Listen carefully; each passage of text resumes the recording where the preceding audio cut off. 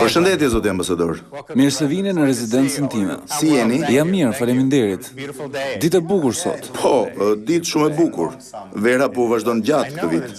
Gëzohem që u shoh. Sezoni zgjatur, zgjedhjet zgjatura, vere gjatë. Po, shumë gjëra të tej zgjatura. Janë bërë 20 vjet në këtë rezidencë. Amerikanët u kthyen në Shqipëri më 1991-shin. Po, 20 vjet. Disa njerëz e quajnë si zonën më të bukur në qytet. Është në fakt shumë vend i qetë. Këtu nuk jeton as gjysma e stafit amerikan, por është shumë bukur për ato familje që janë këtu, sidomos për fëmijët e vegjël. E vogël. Them se tani më duket më e vogël, pasi ambasada është zgjeruar shumë në këto 20 vitet e fundit. Mendoj se po. Po, është një shtëpi shumë e mirë. Nuk ka traditë si rezidencat e tjera në Europë, Azia po gjetë, por është shumë praktike, e rehatshme dhe e përshtatshme për të pritur njerëz.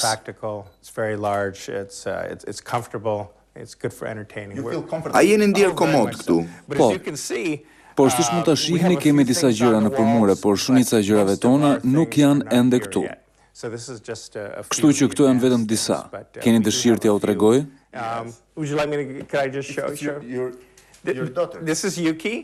Kjo është Yuki. Ajo dhe gruaja ime mbërritën para një muaji. Këtu ka qenë pak më e vogël. Por siç mund ta shohësh, ajo është shumë aktive, edhe kur ishte më e vogël. I pëlqen këtu? E do shumë këtë vend. Ka filluar të shkojë në shkollë dhe ka bërë shumë miq. Shkon në shkollë në Shqipëri? Po, shkon në shkollë. Është një shkollë amerikane? Është një shkollë ndërkombëtare dhe ajo shkon në Kopësht, ndërsa vitin tjetër shkon në parashkollor. Po kalon mirë në Kopësht, është e kënaqur. Shumë mirë. Është në grup edhe me shqiptar apo vetëm me të huaj? Gjysma e stafit janë shqiptar dhe gjysma të huaj. I pëlqen shumë aty. Kjo është një foto shumë e vogël nga ceremonia jonë e martesës. Kjo është martesa? Siç mund ta shihni, floku ishte më i errët, por pjesa pa flok ka qenë që atëherë. Kjo është Anne dhe kjo është motra e saj që ishte shoqëruesja e Anderit. Në cilin vit jeni martuar, zoti ambasador? U martuam në vitin 2000, në janar të vitit 2000. Në Shtetet e Bashkuara të Amerikës? Në Washington. Kjo është dhoma e ngrënies. Po, kjo është dhoma e ngrënies. Është shumë e këndshme. E kemi mbyllur një pjesë të tavolinës, por e hapur, aty mund të ulen deri në 22 vet. 22 vet? Po, 22 vet mund të ulen, është mjaft komode. Është një vend i komentuar për politikën shqiptare. Vërtet? Po, ky është një institucion shumë i komentuar. Ka komente për shembull për parlamentin, partitë politike, studio televizive, por është gjithashtu dhe tryeza e ambasadorit amerikan. Kështu ka qenë prej një kohe të gjatë. Kemi pritur shumë njerëz këtu. Ministrin e jashtëm, guvernatorin Fullani, studentët e shkëmbimit Fulbright, kemi pasur disa evente. Po, s'ka pasur takime sekrete apo gjëra të këtij lloji. Ndonjëherë njerëzit më thonë që duhet të bëj takime sekrete këtu. A ka një vend të tillë në shtëpi?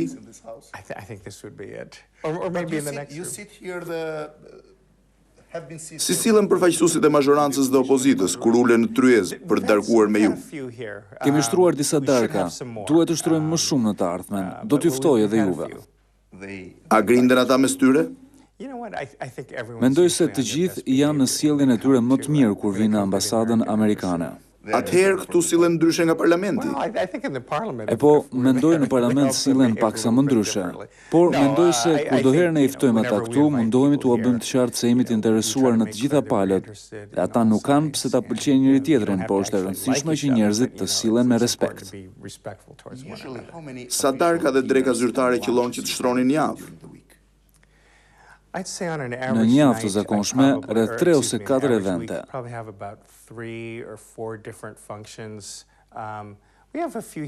Bëjmë disa prej tyre këtu, por shumicën e bëjmë jashtë. Po ku i shtroni shumicën e darkave zyrtare? Këtu në rezidencë apo jashtë? Në qoftë se do të dëshiroja mund të shtroja darka çdo natë, por është pak e tepruar dhe mundohem ta mbaj në minimum. Sigurisht jam këtu për të bërë punën time dhe çfarëdo që tjetër e rëndësishme për të bërë, unë do ta bëja. Keni një kuzhinier të mirë? Po, kam një shefe në fakt, e cila ka punuar këtu prej 12 vitesh. Kemi edhe një kujdestar shtëpie. Ata shkojnë shumë mirë dhe kanë punuar bashkë për shumë ambasadorë, bashkë me menaxherin e rezidencës. Pra, stafi i ambasadës është shqiptar. Çfarë ushqimi preferoni zakonisht? Amerikan apo ndërkombëtar? Na pëlqen që t'i përzihem pak. I përzihem. Gjysmë kështu dhe gjysmë ashtu. Por ju vetë, cila është preferenca juaj? Çfarë preferoni? Mua më pëlqen të ha çdo lloj gjëje, por doktori më ka thënë së fundmi që duhet të kujdesem pak më shumë për shëndetin tim. Kështu që ham pak më tepër peshk, fruta dhe perime, gjë që më pëlqen. Por mish, do të doja të mund të haja pak më shumë mish të kuq. Ju keni kaluar shumicën e karrierës tuaj në Azi. Vende si Tajland, Kambodja, Japoni, Kore. A ju mungon kuzhina aziatike? Ç'marrëdhënie keni me kuzhinat e ndryshme? Më duhet të jemi sinqert, ashtu është. Ushqimi në Shqipëri është i shkëlqyer. Ka pjata shqiptare dhe gjithashtu ka shumë pjata italiane. Kështu që nuk kam absolutisht asnjë ankesë. Ka disa nga verërat më të mira që kam pirë ndonjëherë, por ndonjëherë më merr malli për kuzhinën aziatike apo atë meksikane. Po, ka një restorant sushi këtu. Kam dëgjuar, nuk kam qenë ende aty, por pjesa tjetër e stafit amerikan që kanë udhëtuar në vende të ndryshme thonë që ushqimi në Shqipëri është i shkëlqyer, por ndonjëherë na merr malli për kuzhinën aziatike apo ndonjë tjetër. Kam dëgjuar se keni ngrënë drek ose dark me Ismail Kadaren dhe familjen e tij. Ishte këtu apo jashtë? Jo, kemi qenë në restorant. Ishte një restorant që e zgjodhi Remzilani. Nuk e mbaj mend, por ishte një restorant tradicional shqiptar, shumë i këndshëm. I njihni librat e Kadares? Kam lexuar shumë rreth tij dhe kam disa libra në zyrën time, romanin Kështjella, i cili mu dha nga stafi shqiptar dhe kam filluar ta lexoj. Më duhet t'i lexoj të gjithë. A ishte interesant takimi me të? Shumë, po e prisja me shumë interes. E dini kisha dëgjuar kaq shumë për të para se ta takoja. Mendoj se ai u tregua shumë i sinqert me mua dhe do të doja të darkoja përsëri me të. Më kujtohet, kur sekretari e shtetit Albright vizitoi Shqipërinë, ajo filloi fjalimin e saj në parlament duke cituar një frazë nga librat e Ismail Kadares. Ai është një figurë ndërkombëtare. Ka shumë shqiptar të famshëm, por ai është padyshim një nga më të njohurit. Disa njerëz tonë, që jashtë vendit, kemi dy njerëz të famshëm nga Gjirokastra. Njëri është Ismail Kadare, tjetri është Enver Hoxha. Të dy njihen për gjëra të ndryshme, i pari padyshim për mirë, i dyti për keq, shumë për keq. Sigurisht, mendoj se personi i dytë që përmendet njihet shumë, por ka sigurisht edhe shumë shqiptar të tjerë, si aktor të famshëm në Hollywood, dhe do të ketë edhe më shumë njerëz të famshëm në të ardhmen. Po, absolutisht. Të flasim tani për hallin kryesor. Po, ky është halli kryesor. Gruaja ime Ann është nga St. Louis. Ajo kalon shumë kohë në shtëpi. Edhe këtu do të shihni shumë gjëra që të kujtojnë St. Louisin ose Chicagon. Ky quhet profeti i mbuluar nga panairi i botës në St. Louis, mbi 100 vjet më parë. I pëlqen që të koleksionoj këto lloj gjërash. Pra ky është një lloj koleksioni. Po, ashtu është. Këto janë relike nga panairi i botës. Mund të futemi këtu për një sekondë. Mendoj se duhet të tregoj, gruaja ime ka një doktoraturë nga Universiteti i Chicagos. Universiteti i Chicagos? Ajo ka studiuar antropologji? Po, ajo është antropologe. Më duket se Universiteti i Chicagos dhe Universiteti i Oxfordit janë dy më të famshëm në botë për studimin e antropologjisë. Kjo është diploma ime nga Universiteti i Georgetownit në vitin 1980. Çfarë keni studiuar ju, zoti ambasador? Për çfarë jeni diplomuar? Kam ndjekur shkollën e studimeve tuaja, kështu që është një diplomë në marrëdhëniet ndërkombëtare. Georgetowni ka një universitet jezuit, me fushë të gjerë studimi dhe një theks të madh në artet liberale, qeverisje, histori, ekonomi, gjuhë huaja dhe letërsi. Është një universitet shumë i mirë, ruaj ende shumë lidhje me shkollën time. Zgjodhët vetë të studionit për diplomaci? Po, ashtu është. Doja të studioja diplomaci që kur isha në shkollë të mesme. Dhe shokët e mi mësuesit dhe stafi më treguan për këtë shkollë. Nuk e njihja vetë, por ata më thanë që kjo është shkolla e dur. A jeni i kënaqur me karrierën tuaj? Absolutisht. Nuk do ta ndërroja me asgjë. Kisha menduar të bëhesha mësues për shkollat mesme sepse më pëlqen që të merrem me adoleshent, të flas me ta dhe të përgatis për jetën para. Por kjo ka qenë një karrierë e mirë.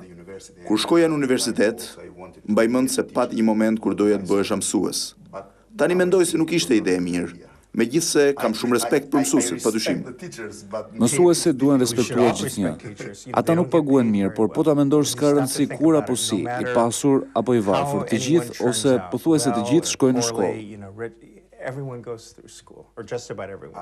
Absolutisht. E ardhmja e vendit, madje të gjithë vendeve varet nga arsimi. Kjo është një pikturë e nënës së Anne. Ajo vdiq para disa vitesh. Ajo ishte një artiste ashtu si dhe babai i saj. Që nga familje artistësh. Ky është një vizatim i saj i cili u publikua në një revistë të kohës. Kemi disa gjëra të tilla në shtëpi.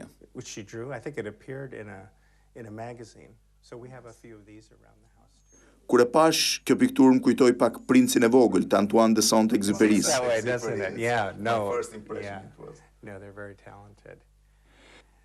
Kjo është një dhomë e vogël pritje.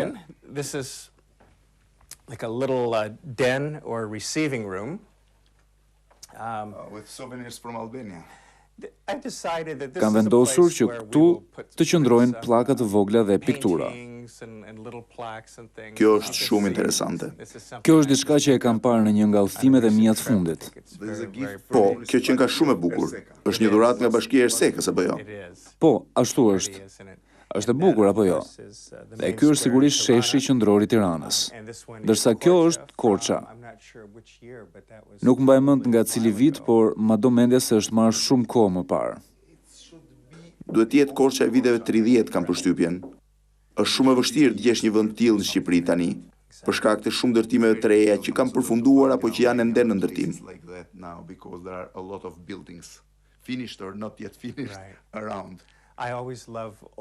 Më kanë pëlqyer gjithnjë fotot e vjetra të qyteteve, pavarësisht nëse është New Yorku, Washingtoni apo qyteti im i origjinës në Colorado.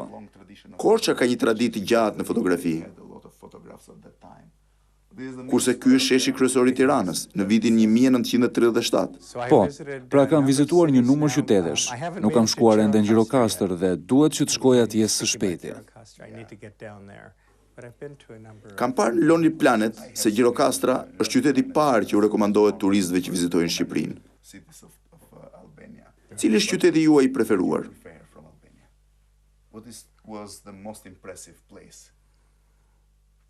Më pëlqejnë disa: Korça, Elbasani, Shkodra dhe Vlora.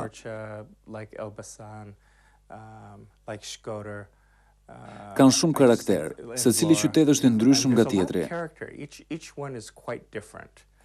Më pëlqen shumë edhe Tirana, megjithse sidomos pas komunizmit, me numrin e madh të qytetarëve të rinj që vinë për të jetuar këtu, është pak e vështirë të ndash pjesën e vjetër të qytetit nga ajo e reja. Te ky televizori këtu shoh unë. Kam një ekran të madh në katin e dytë, por pse preferoni këtë televizion të vogël?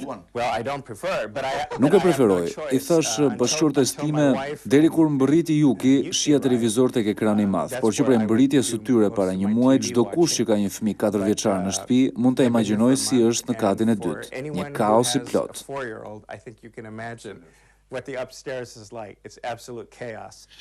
I pëlqen që të shoh filma vizatimor. E gjitha hapësira në katin e dytë i përket asaj, përfshirë edhe ekranin e madh të televizorit. E ka pronësuar.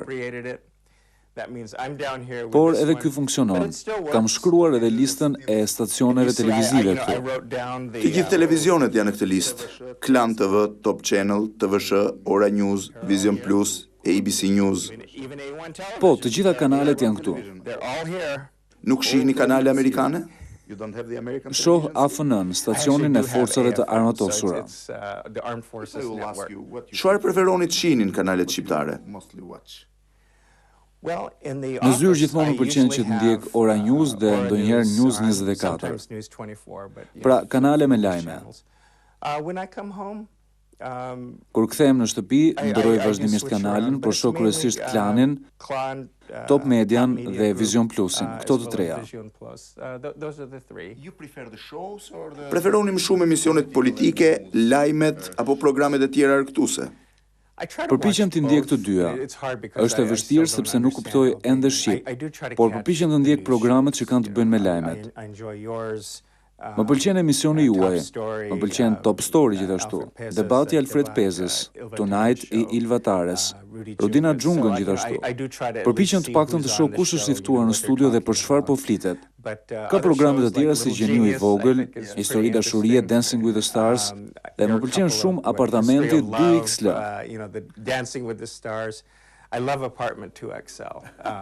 Po, keni qenë njëri ftuar te ky fundit. Kam qenë atje, po, mendoj se është shumë argëtues. Më pëlqen gjithashtu edhe disa programe historike. Do doja shumë që të kuptoja shqip pasi këto janë shumë interesante. A ka ndonjë prej stafit që t'ju ndihmojë në përkthimin e programeve? Gjëja më mirë është që në qoftë se ka ndonjë program dhe dua ta shoh në DVD, mund të siguroj gjithnjë një kopje. Në qoftë se ka një emision politik ose për historinë, ajo që bëj është i dërgoj Gurit apo 2 asistentëve të tjerë shqiptar mesazh në celular që ta shohin dhe të më thonë se çfarë është.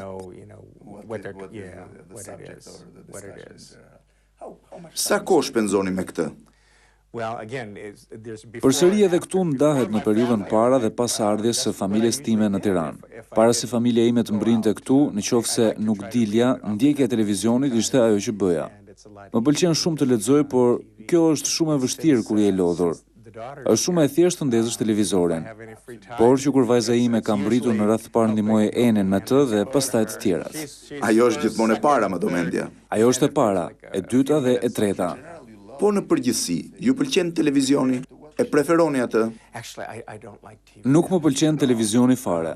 Në fakt do preferoja, por këtu është pjesë e punës dhe është e rëndësishme të dish se çfarë po shohin njerëzit. Kjo është arsyeja pse unë pyes gjithmonë çfarë programesh ndjekin, sa shpesh, pse, këto gjëra.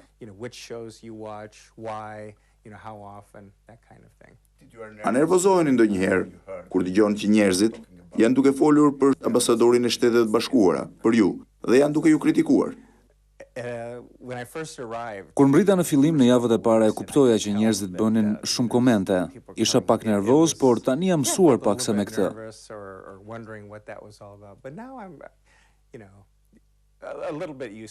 Nuk mendoj se mund të mësohem totalisht, por tani them, okay, kur kanë folur në një konferencë apo në një intervistë.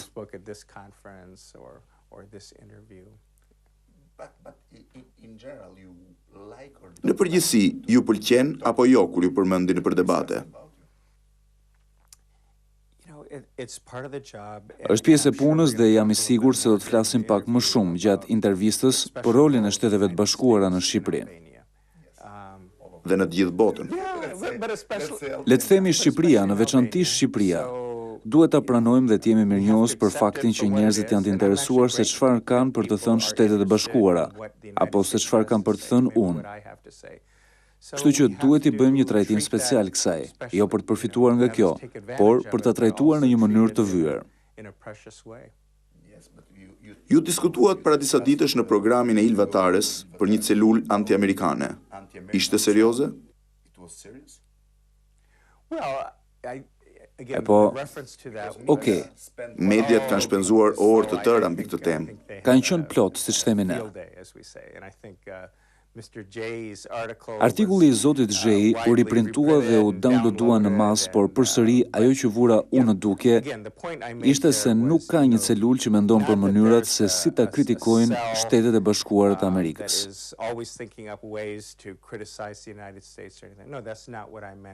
Jo, kjo nuk është ajo që duhet thoja fare. Por u mundova të përshkruaj atë që shoh si anti-amerikanizëm në varësi të rrethanave politike. Mund të ketë një përpjekje për të dhënë detyra të caktuara, për të dalë në publik. Dhe ka interesa biznesi, lider politik të cilët janë përgjegjës për këtë. E kjo është e ndryshme nga një opinionist që sheh një koment që kam bërë unë dhe thot do ta kritikoj këtë, ose nuk jam dakord me këtë.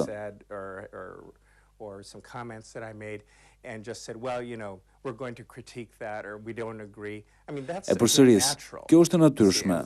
Po flas për diçka të natyrshme krahasuar me diçka të panatyrshme. E natyrshme është, nuk jam dakord me atë që ka thënë Arvizu dhe do ta kritikoj. Ose, përsëri mendoj se qëndrimi i tij është i gabuar. Jam dakord. Por unë po flas për diçka që është më e organizuar dhe e drejtuar. Keni informacion për këtë? Kam informacion për këtë. Edhe kur dikush thot, ja ku i ke 100 euro dhe kjo është ajo që duhet thuash. Për mua, ky është një aktivitet i drejtuar, po ta krahasosh me dikë që thot, unë nuk jam dakord me atë që ai tha. Dhe kush e drejton këtë organizim? Mund të vinë nga drejtime të ndryshme në varësi të rrethanave. Politike, biznesi, apo të dyja bashkë? Mendoj se ka një sinergji të natyrshme midis të dyjave. Për interesa vetjake? Sepse personalisht nuk mendoj që kjo është në interesin e Shqipërisë. Përsëri, mendoj, nuk do të më duhet të bëja hamendësime. Mund të ketë grupe të ndryshme që e bëjnë këtë në momentet të caktuara. Ndoshta ata mendojnë se në natyrën e tyre ata janë duke promovuar një interes të caktuar apo një mënyrë të caktuar, por kjo më duket pak e pahishme. Është e pandershme. Nëse ke një problem, më telefono. Telefono ambasadën. Mund të ulemi dhe të flasim për këtë. Nuk kemi nevojë për një fushat shpifjesh në media. Kjo nuk është mënyra me të cilën unë operoj. Nëse unë kam probleme me dikë, unë shkoj dhe kontaktoj atë drejt për drejt.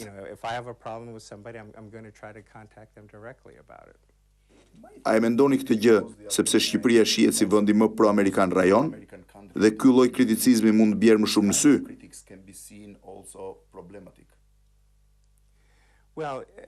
A jeni të sigurt se është e organizuar dhe e drejtuar? E po, e dini, nuk ka absolutisht asnjë dyshim në mendjen time, por paralelisht nuk dëshiroj që të nxjerr jashtë përpjestimet. Sërish dhe dua të ritheksoj se i ashtu quajturi kriticizëm organik ose natyral jo vetëm që është në rregull, por është faktikisht i mirë. E kam thënë këtë përpara dhe e kam sinqerisht. Ndihem jo mirë kur dëgjoj gjëra të tilla, si Amerika shkëlqyeshëm kjo, Amerika shkëlqyeshëm ajo. Jo, edhe në Amerikë njerëzit do të thonë, ajo që ju keni bërë ishte e shkëlqyer, kjo ishte e këndshme. E dini, egoja ime e vlerëson këtë, por unë kam nevojë për dikë që të jetë i sinqert me mua, pasi e vetmja mënyrë për të përmirësuar është kur dëgjon kriticizëm. Ndaj kriticizmi jo vetëm që është në rregull, por preferohet. Pjesa e drejtuar është ajo që nuk më pëlqen. Nuk dua të flasim shumë për politikën sot, pasi kjo është një intervistë një lloj tjetër. Por kur dëgjoni mbi politikën, a mendoni se gjithë politikanët janë pro-amerikan, apo mendoni se ka nga ata që nuk e pranojnë rolin e Shtetet Bashkuara të Amerikës këtu? Mendoj se pjesa më e madhe e politikanëve janë si e gjithë popullata.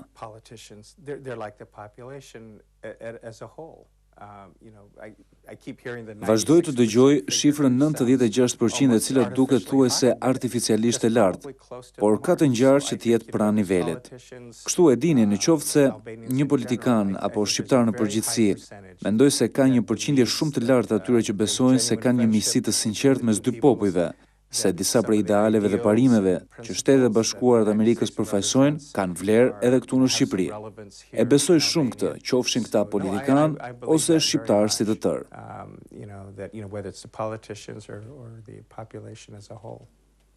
Është komode të jesh ambasadori i Shtetet Bashkuara të Amerikës, kur të dyja partitë janë pro-amerikane. Do të më pëlqente të kisha punën time këtu sesa atë të miqve të mi në pjesë të tjera të botës. Ka vende shumë sfiduese në botë. Ju keni qenë në Korenë e Veriut, sakt? E kam vizituar Korenë e Veriut vetëm një herë, por kam punuar në Korenë e Jugut. Por keni qenë i përfshirë në negociatat mes dy vendeve. Chris Hill, që njerëzit e kujtojnë këtu si të ngarkuarin e parë me punë, ka qenë negociatori kryesor. Por unë kam qenë njëri prej zëvendësve të tij, ndaj kam qenë përgjegjës për veprimet ditore. A ishte i vështirë procesi? Shumë i vështirë. Ishte shumë sfidues, si me Korenë e Veriut. Kishte një strukturë të quajtur bisedimet e 6 palëve. Kështu që gjithmonë nevojitet që të shkojë tek Korea e Jugut, Rusia, Japonia dhe Kina, të cilat ishin të përfshira përveç Shteteve të Bashkuara dhe Koresë së Veriut. Sfida e bashkëndrimit të pozicioneve mes miqve tanë dhe aleatëve si Japonia dhe Korea e Jugut, por gjithashtu Rusia dhe Kina që kishin interesa gjeostrategjik. Shumë njerëz mendojnë se komunizmi në Shqipëri ngjason shumë atë të sotmin e Koresë Veriut. Janë të jetë ngjashëm fakt. Komunizmi shqiptar ngjasonte më shumë me komunizmin e Koresë Veriut se sa me atë të Kubës. The communist Albania seems much more like North Korea than like Cuba. I think that's probably correct. Mendoj se ndoshta kjo është e saktë. Mendoj se ka shumë ngjashmëri. Nuk jam ekspert në asnjërin, por në bazë të asaj që kam lexuar dhe njerëzve me të cilët kam biseduar, njerëzit që kanë përvojë në vendet e ish-traktatit të Varshavës, e dini vendet si Polonia, Çekoslovakia, Bullgaria, Rumania, madje edhe Hungaria, Gjermania Lindore, kushtet atje ishin tejet të vështira. Ose në ish-bashkimin sovjetik, tejet të vështira. Were extremely difficult, but Por pati disa lëvizje të fshehta, kishte mënyra për të patur dhe hyrë informacion nga perëndimi. E kuptoj se kjo ishte thuajse e pamundur për të bërë këtu. Dhe e njëjta gjë për Korenë e Veriut. Ishte e njëjta gjë edhe për Kambodgjën për një periudhë të shkurtër gjatë Kemerëve të Kuq. Mendoj që njerëzit duhet ta kenë këtë parasysh dhe mendoj se kjo shpjegon disa prej sfidave këtu. Sfidat sociale. Politikisht është e hapur tani dhe shqiptarët kanë shumë guxim dhe kurajo. Por je shtypur për një kohë kaq të gjatë për sa i takon mendimeve të tua politike, por edhe për aktivitetin ekonomik. Shqipëria në vitin 1991 nisi nga një nivel shumë i ulët se cili do prej këtyre vendeve. Ishte Republika Jugoslave. Ato ndanë në 90-ën, por ato dolën nga vitet 1970, 1980 nga një bazë ekonomike më e fuqishme se e Shqipërisë. Shqipëria ishte e pazhvilluar. Këto vende ishin më të hapura se Shqipëria, ndonse edhe ato ishin nën komunizëm. Shqipëria ishte në fund fare, nuk ka pikpyetje mbi këtë. A keni diskutuar me Chris Hillin mbi vitin e parë të Shqipërisë pas komunizmit? Ai ka shërbyer së bashku me ambasadorin Ryerson.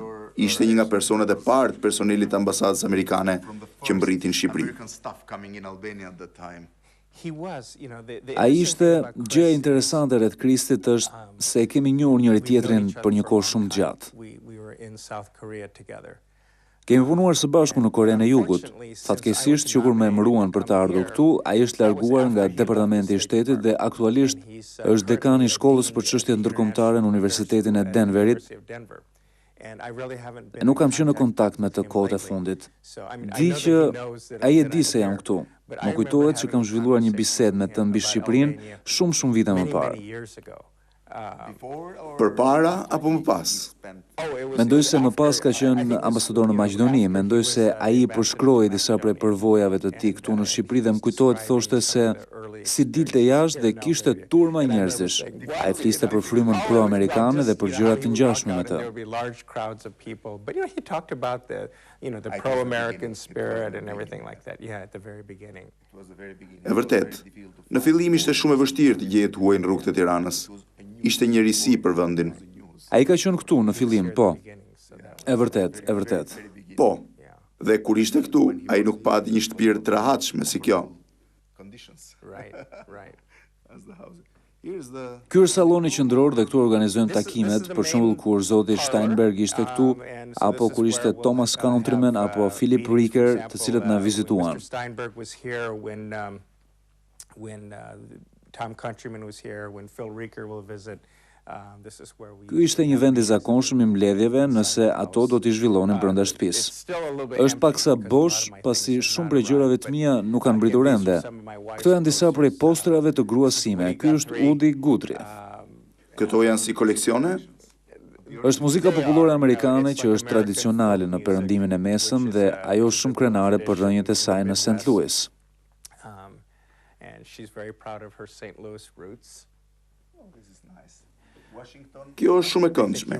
Ekipi i bejsbollit i Washingtonit, Washington Nationals. Mendoj se dalloni në mur këtu, kjo është banderola e Washington Nationals. Po, e kam lexuar në biografinë tuaj. Ju jeni tifozit Detroit Tigers. Po, edhe ata kanë dalë shumë mirë këtë vit. Janë kualifikuar për në finale. A i ndiqni ndeshjet e tyre? E bëj. Çdo ditë? Çdo ditë. Gjëja e bukur mbi bejsbollin është se sezoni zgjat shumë.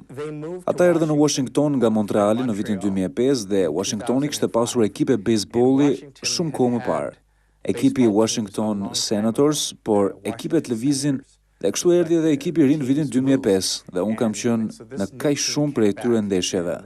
Jam tifoz i madh.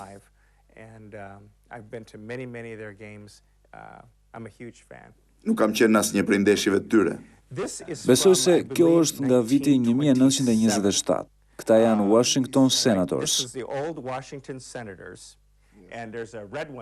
Dhe ka një të kuqe këtu, nëse mundem. Kjo është e re? Këto janë nga 1927. Kjo është uniforma kur luajnë si vendas në shtëpi. Dhe kjo uniforma kur luajnë në fushë huaj. Por unë kam dizenjun e vjetër pasi është një debut shumë i thjeshtë. Kjo sigurisht është një riprodhim, por është një riprodhim i bazuar në sezonin e 1927-s. A keni luajtur ndonjëherë bejsboll? Kam qenë një lojtar i bazës i tmerrshëm. I kuptoj të gjitha rregullat dhe është lehtësisht një nga sportet e mi të preferuar. Është shumë argëtues. Por ke ende kënaqësi të ndjekësh ndeshjet? Është shumë shplodhse. Edhe futbolli? Futbolli është në rregull, më pëlqen. Jo nuk jeni tifoz i tij. Nuk jam tifoz i madh i natyrshëm, por kur je në Europë dhe të gjitha ndjekin atë dhe mua në përgjithësi më pëlqen sporti, është e natyrshme që ta ndjek, por në Shtetet e Bashkuara është pak e vështirë që ta ndjekësh. A keni qenë ndonjëherë në stadium këtu për të ndjekur ndonjë prej ndeshjeve të kombëtares Shqipërisë? I kam parë nga ndërtesa ABA dhe kam ndjekur ndeshjen Shqipëri-Francë. Ajo ishte, unë ndjeva keq për të. Sigurisht të gjithë thonin, të gjithë u përpoqën shumë. Nëse do të kishin qenë më me shumë fat, ata do të kishin barazuar. Por atëherë sigurisht të gjithë u dërmuan kur Shqipëria u mund nga Luksemburgu disa ditë më pas. Ju ftoni gjithashtu gazetarë këtu.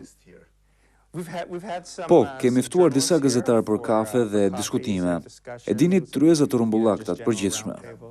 Marrëdhënia juaj me gazetarët është e mirë? Mendoj që është një gjë e mirë, e mendoj. Vetëm këtu apo dhe gjatë misioneve të tjera diplomatike ka qenë po kështu? Në përgjithësi ka qenë shumë mirë. Media është pak e ndryshme në çdo vend, por Ka ngjashmëri midis medias në vende të ndryshme? mendoj që media është e njëjta thuajse kudo. Ata janë njerëz që janë të interesuar mbi politikën, që janë të mirë lidhur dhe unë jam i interesuar në pikpamjet e tyre.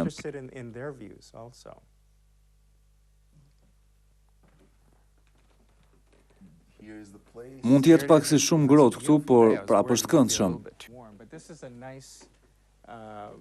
Është një obor ose balkon.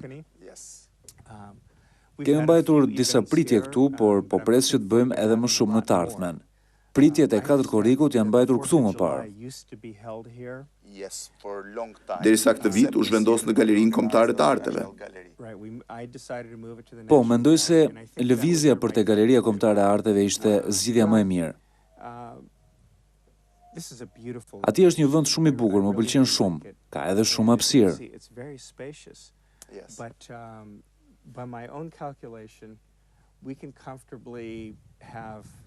Sa njerëz ftonin festën kombëtare?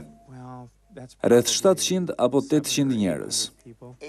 800 njerëz? Shumë njerëz në Shqipëri e pranojnë ftesën, gjë që nuk ndodh në disa vende të caktuara. Është një gjë e këndshme, prekse, por në vende si Tajlanda ne ftojmë rreth 1000 vet dhe vetëm gjysma e tyre vinë.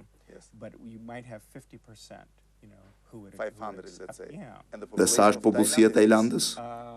Rreth 55 milion. Pra ju ftoni rreth 1000 në një popullsi prej 55 milionësh. Këtu ftoni 800 nga 3 milion. Kush i përgatit listat? Kush e ka nderin të ftojë njerëz në pritjen e festës kombëtare të Shteteve të Bashkuara? Në fund e bëj këtë bashkë me asistenten time të protokollit, por unë i kërkoj çdo seksioni që të hartoj listën e tyre të kontakteve. Njerëz që ne duam të shprehim mirënjohje duke i ftuar në ditën e tyre kombëtare. Mendoj se ka një balancë, sepse kjo është pjesë e shpirtit amerikan. Është një përzierje nga politika, media, pjesë të tjera të rëndësishme të shoqërisë. Kam parë edhe disa njerëz të thjeshtë aty. Ata kanë lidhje me ambasadën apo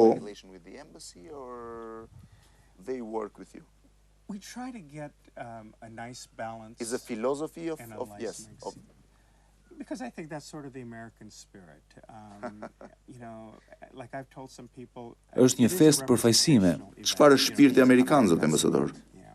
Well, I think Mendoj se amerikanët janë më shumë informal dhe me këmbë në tokë, e kjo reflektohet në disa nga njerëzit me të cilët ne punojmë.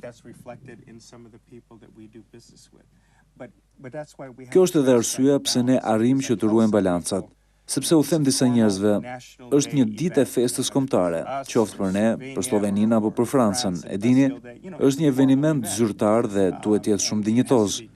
Nuk është një piknik.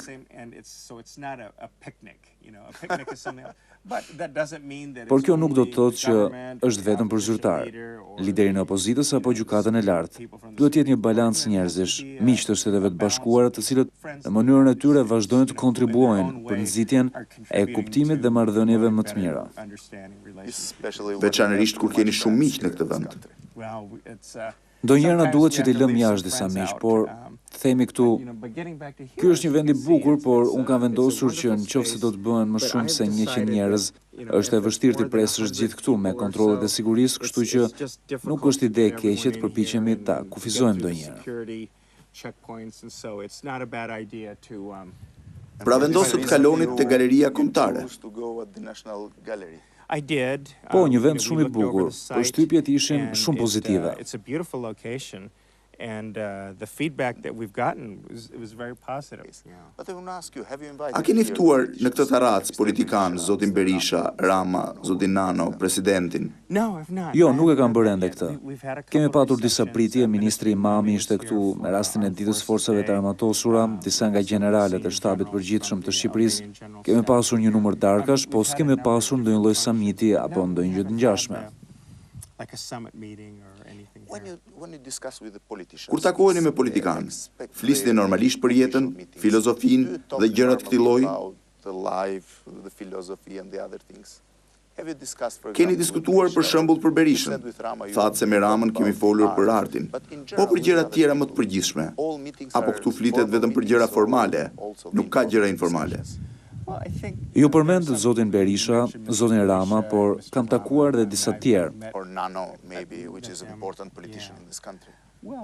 Disa në atë nivel, në nivele udhëheqje dhe janë qenie njerëzore të jashtëzakonshme. Ata kanë një eksperiencë dhe prejardhje të shumëllojshme, të pasur. Kështu nëse takohesh me ta kohë pas kohe dëgjon për familjet e tyre, apo për ato që ata kanë bërë kur kanë qenë më të rinj. Kështu pra sa më shpesh të takohesh me dikë më të mëdhenj dhe mundësitë që të dëgjosh për ta. Jam kurioz gjithashtu veçanërisht për periudhën e viteve 1990. The more you meet somebody, the more opportunity you have to hear about their background. And I'm so curious, especially about the period of the 90s. Dhe ata janë të hapur në këto diskutime? Po, Shumica e tyre? shumica e tyre?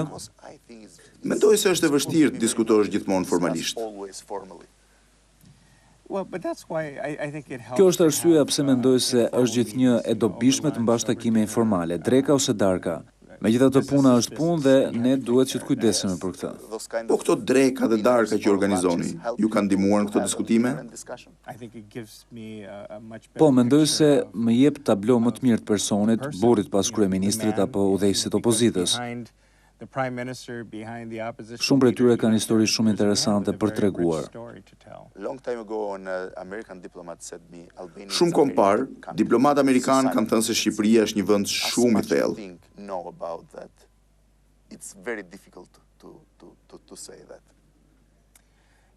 Unë mendoj Do të thënë që sa më shumë kujton se di për të, aq më pak din vërtet, aq më pak e njeh vërtet, aq më pak hyn në thellësinë e saj. Kjo është shumë e vërtetë. Mendoj se çdo kush që thotë se e kupton plotësisht Shqipërinë gënjen veten. Mendoj se është e pamundur të thuash se kupton çdo gjë. Kam kuptuar se shqiptarët janë shumë të hapur dhe të sinqertë me mua kur thonë gjëra.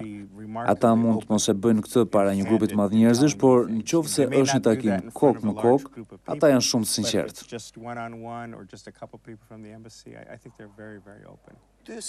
A shihni dallime midis gjeneratës së re dhe gjeneratës që u rrit në periudhën e komunizmit? Me ndershmëri.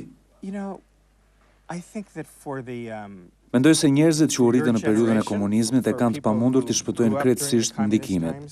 Nëse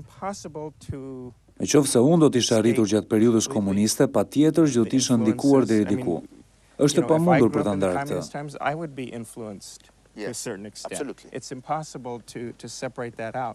Edhe pse ju keni disa udhëheqës mbreslënës, mendoj se ai brez gjithmonë do të ketë një pjesë të tyre që ndikohet nga lloji i shoqërisë së mbyllur, mosbesimi themeltar tek njerëzit e tjerë dhe tek institucionet. Of other people and other institutions. Yes? But it's the Mund të uleni këtu. all right, thank you. Think about who's been influencing them. Mendo rreth atyre që kanë ndikuar mbi ta, prindrit, mësuesit. Their products. Ata janë produkte të sistemit komunist. Mendoj se do duhet edhe një brez tjetër për të qenë i sinqert me ju. To be very honest with you. Për të ndryshuar mentalitetin. Që shqiptarët e zakonshëm të adoptojnë një përqasje të ndryshme për të marrë me problemet e shoqërisë. Më lejoni t'ju pyes, cili është problemi më i madh që kemi ne si shoqëri? Mendoj që problemi më i madh i shoqërisë është një çështje sociale. Ka lidhje me arsimin. Ka lidhje me atë se si uni, individi, sillet me pjesën tjetër të shoqërisë dhe se si uni dhe njësia familjare sillet me pozitat e autoritetit.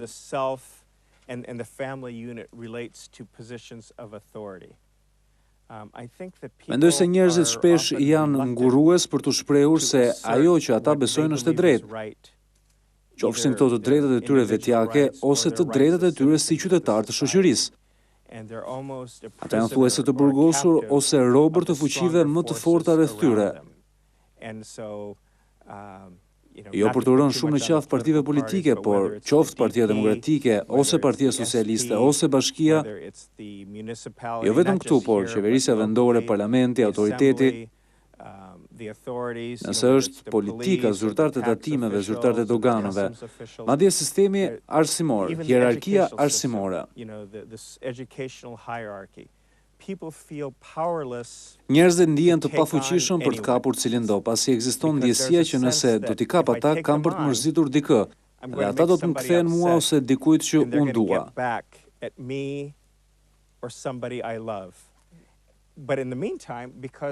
Por në të njëjtën kohë, për shkak se Shqipëria është ende në zhvillim, ka shumë probleme. Mjedise mjekësore të papërshtatshme, mundësi shkollimit të pamjaftueshme, dhe njerëzit janë të zëmëruar. Ata duan të bëjnë diçka.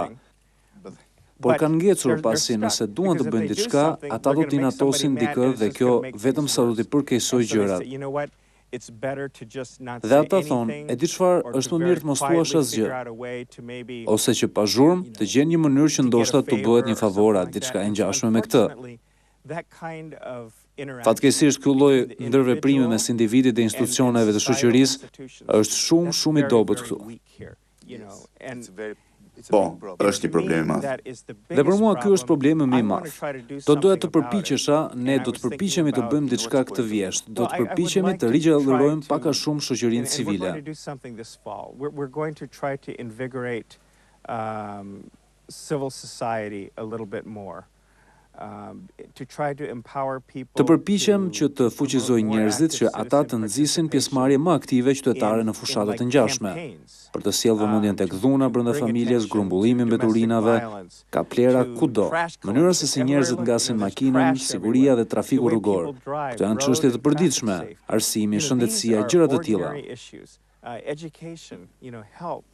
Gjithashtu shumë të rëndësishme. Të gjitha këto janë shumë të rëndësishme. Njerëzit e dinë që ato janë të rëndësishme. por sërish njerëzit ndihen pak të pafuqishëm, ndërsa përpiqen që të ngrenë zërin të bëjnë diçka për to. Pasi pjesa më e madhe e njerëzve në Shqipëri mendon se është përgjegjësi e politikanëve dhe jo e gjithë shoqërisë. Si mendoni ju se është raporti mes politikanëve dhe shoqërisë? Më kujtohet që një herë, në një intervistë, ju thatë se korrupsioni nuk është problemi i politikës, por i gjithë shoqërisë shqiptare. Në cilën do shoqëri demokratike, qofshin Shtetet e Bashkuara, qoftë Shqipëria, të dyja janë demokraci. Politika është gjaku i një shoqërie të hapur dhe demokratike.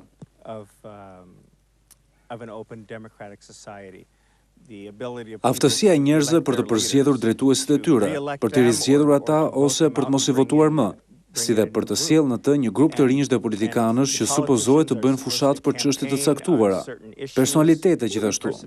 Duket thuajse si një premtim. Nëse do të zgjidhem, do të bëj këtë, ose ndonse e kam bërë këtë në të shkuarën, do ta bëj ndryshe këtë herë. Kjo ka lidhje me sa bindës je, dhe më pas, në fund të ciklit zgjedhor, njerëzit duhet të vendosin nëse ky person e ka bërë ose nuk e ka bërë mirë punën e tij. Por në një shoqëri gjithmonë do të ketë një hendek mes retorikës politike dhe asaj që ka ndodhur në të vërtetë në shoqëri. Ka një hendek në Shtetet e Bashkuara të Amerikës, për këtë arsye njerëzit ndihen të pakënaqur. Vetëm 50 ose 55% amerikanëve votojnë gjatë zgjedhjeve të caktuara. Ata thonë, nuk ka rëndësi se si votoj. Mendoj që kjo është e gabuar, pasi unë jam pjesëmarrës aktiv në jetën politike në Shtetet e Bashkuara, por e kuptoj se përse njerëzit ndihen të zgënjur. Këtu sigurisht njerëzit marrin pjesë shumë haptazi dhe në mënyrë shumë aktive, por zhgënjimi im është se kur vëzhgoj Partinë Socialiste, kur vëzhgoj Partinë Demokratike, nuk shoh që të ketë shumë përgjegjësi ndaj elektoratit. Të dy palët dhe partnerët e tjerë të koalicioneve janë shumë të mirë në tubimin e bazës. Janë të mirë në organizimin e tubimeve, është një nivel shumë i mirë retorikës politike dhe i të bërit fushat. Është emocionuese dhe argëtuese në ditën kohë kur e sheh, por do të doja që të kishte pak më shumë nivel të prekjes së realitetit dhe të trajtimit të çështjeve që u interesojnë në të vërtetë njerëzve. Mendoj që të dy palët kanë nevojë që të bëjnë një punë më të mirë për këtë. Të dy palët do të thotë Partia Demokratike, Partia Socialiste dhe të tjerë, apo këta dhe shoqëria. Është e vështirë dhe kthehet sërish tek ajo që kemi folur më parë. Zhgënjehem ndonjëherë sepse njerëzit duhet kërkojnë më shumë përgjegjësi. Njerëzit duhet të jenë të gatshëm që të shohin tek njerëz si Zoti Berisha, Zoti Rama apo Zoti Nano, cilët do dhe të thonë: e di çfarë, ju thoni këtë, por nuk ndodh asgjë. Dhe disa njerëz e bëjnë, e pam këtë në garën për kryetarin e bashkisë për Tiranën. U kënaqa kur e pash. Disa njerëz i bërtisnin Zotit Rama, disa njerëz të tjerë i bërtisnin Zotit Basha. Duhet të ketë më shumë nga kjo, por në fund njerëzit janë ende pak të friksuar, pak ngurues për të folur me zëm më të lartë, ndaj edhe ndihemi zhgënjur dhe them se duhet që të flasësh më shumë për këtë. Por unë e kuptoj se është një çështje trashëgimie. Kjo do të jetë e vështirë për t'u kapërcyer, ndaj mendoj që Shqipëria ka nevojë për drejtues politik të ndriçuar, dhe kjo ka qenë një ankesë nga ana ime, nga Washingtoni dhe nga Brukseli. Do t'ju pyes shkurtimisht në fund mbi disa çështje politike. Dëshiroj të kthehemi tek biografia juaj. Kur ju emëruat në fillim në Shqipëri, cilat ishin idetë tuaja mbi vendin? Kur e kishit dëgjuar për herë të parë emrin Shqipëri? When for you for the first time heard this name? Unë nuk dija thuajse asgjë për Shqipërinë përpara se të më përmendej nga disa zyrtarë të lartë në Departamentin e Shtetit. Thuajse asgjë? Çfarë do të thotë kjo? Dija mbi sistemin e mbyllur shoqëror, dija mbi Enver Hoxhën, dija mbi hapjen e madhe, rizimin. Më kujtohej historia e Chris Hillit, anekdotikisht, por thuajse kaq.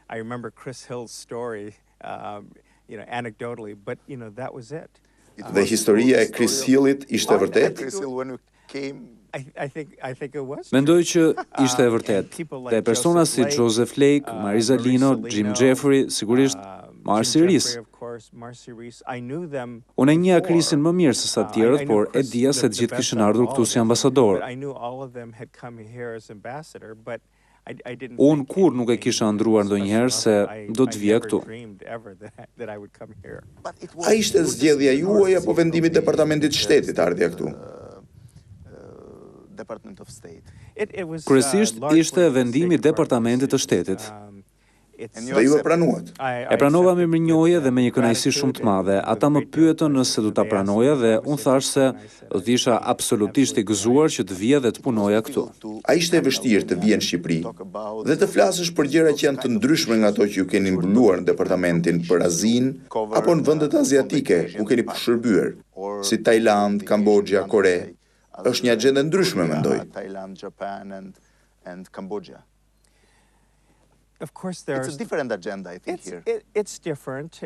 Është ndryshme dhe më duhet them në Azi, ajo ishte zona ime e rehatis. I njoh njerëzit shumë mirë, i njoh problemet. Nuk jam ekspert aziatik në cilin do nivel, por për shkak se kam kaluar vite atje, kam një rrjet të gjerë.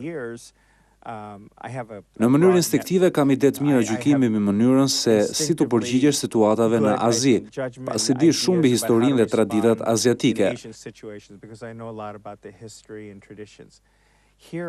Këtu sigurisht kjo ka qenë e re për mua. Ju ja nisët këtu nga fillimi. Nga e para, e di të krijon gjykimet ose instinktet në varësi të situatave dhe kështu sapo kam mbritur këtu kam biseduar me njerëzit. Kishte shumë gjëra që më sillnin ndërmend Koren e Jugut të viteve 1980. Koren e Jugut? Saktësisht në vitet 1980 dhe lëvizjen demokratike. Këto ishin gjërat që më kujtuan Tajlandën e viteve 1990. Shpresoj që të mos ketë qenë Kambodja. Kishte disa gjëra, sigurisht. Për shembull, fakti që të dy vendet dolën thuajse në të njëjtën kohë nga një periudhë errësire. Këtu ndonë se kemi folur më herët mbi vështirësitë gjatë viteve të Hoxhës, të paktën kishte arsim bazë. At least there was basic education, Sërish, një kujdes shëndetësor shumë të pazhvilluar, por njerëzit ishin në gjendje që të ushqenin veten dhe kishte një nivel baze të arsimit. Ky nuk është rasti i Kambodjas. Por duke pasur atë përvojë të Kambodjas, më ka ndihmuar të zhvilloj një farë kornize këtu. Nuk janë thjesht problemet brenda vendit, por si të drejtosh një ambasadë, si të trajtosh burokracinë në Washington. E dini, të gjitha këto janë pjesë gjithashtu të rëndësishme për të qenë një ambasador i mirë. Ju po thoni se misionet diplomatike janë të njëjtat në të gjithë botën. Ka ngjashmëri. Thjesht ngjashmëri. Ka shumë ngjashmëri. Cila ishte dosja më e rëndësishme apo çështja që gjendej mbi tavolinën tuaj kur mbërritet në Shqipëri? Më tha se Washingtoni e shihte Shqipërinë dhe shqiptarët si miq dhe aleat të ngushtë. Shqipëria u bë anëtare e NATO-s, kryesisht me mbështetjen e Shteteve të Bashkuara në vitin 2009. Albania became a NATO member largely with the support of the United States in 2009. So this was just as I was Absolutisht më mbështetsja. Ne jemi krenar për këtë. Ky ishte një vendim i mirë. Kjo ishte absolutisht gjëja më e mirë për të bërë, ndaj më tha se do të jesh në situata ku njerëzit janë më pro-amerikan, por më shumë se kaq, ata shohin drejt Amerikës për drejtim, për udhëheqje apo për këshillim. Kjo është një gjë shumë e vlefshme dhe ti duhet bësh një punë të mirë. Ndaj kuptova se ndoshta gjëja më e rëndësishme për mua ishte që të isha një komunikues i mirë.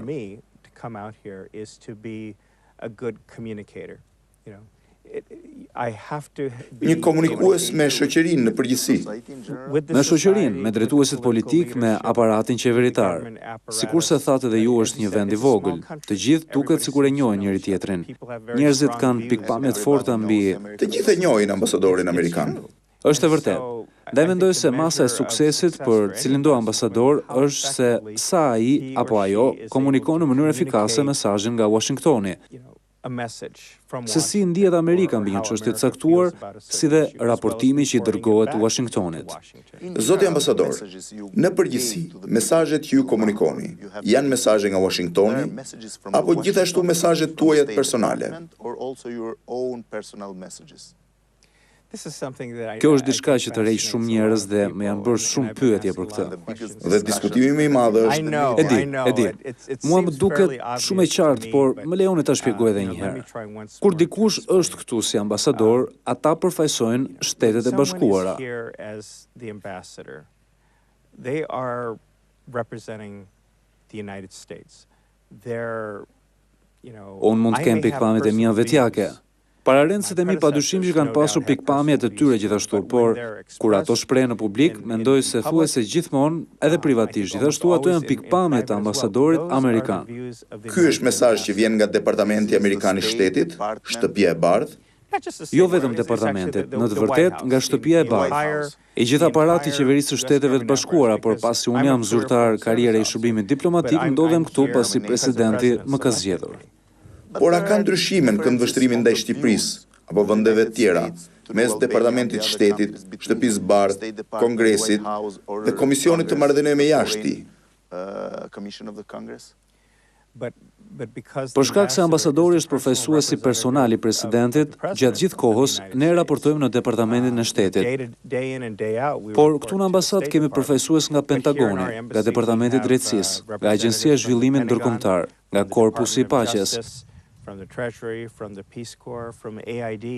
Dhe këtu në Shqipëri unë nuk jam zyrtar i Departamentit të Shtetit. Jam përfaqësues personal i presidentit. Sigurisht që jam i ndërgjegjshëm se si ndihet Departamenti i Shtetit, por unë duhet bëj një punë të mirë në përfaqësimin e interesave të gjithëve. Dhe nëse ndodh në ndonjë rast kur më duhet marrë një pikpamje që është e ndryshme nga Departamenti i Shtetit, nuk ka ndodhur ende dhe shpresoj që të mos ndodh, duhet të jem në një gjendje që ta bëj këtë. Sërish nuk mund ta përfituroj që kjo mund të ndodh, por kjo do të ishte diçka shumë e vështirë për të bërë. Por nëse dikush është një zyrtar karriere ose një diplomat i caktuar politikisht, ne përfaqësojmë presidentin këtu.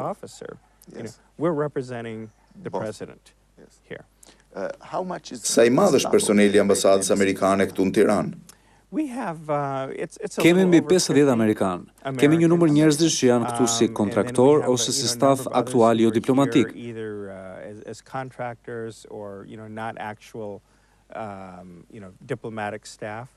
Do të thoya se kemi rreth 250 punonjës shqiptar, përfshi shoferët apo personelin e sigurisë.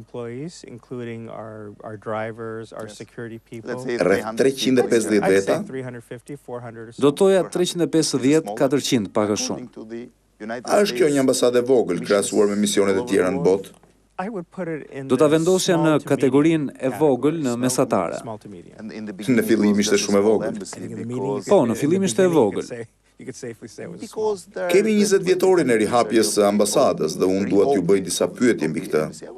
A ishte e vështirë për amerikanët, që nuk kanë pasur marrëdhënie diplomatike me Shqipërinë rreth 46 vite ose 44 vite për të qenë më i saktë?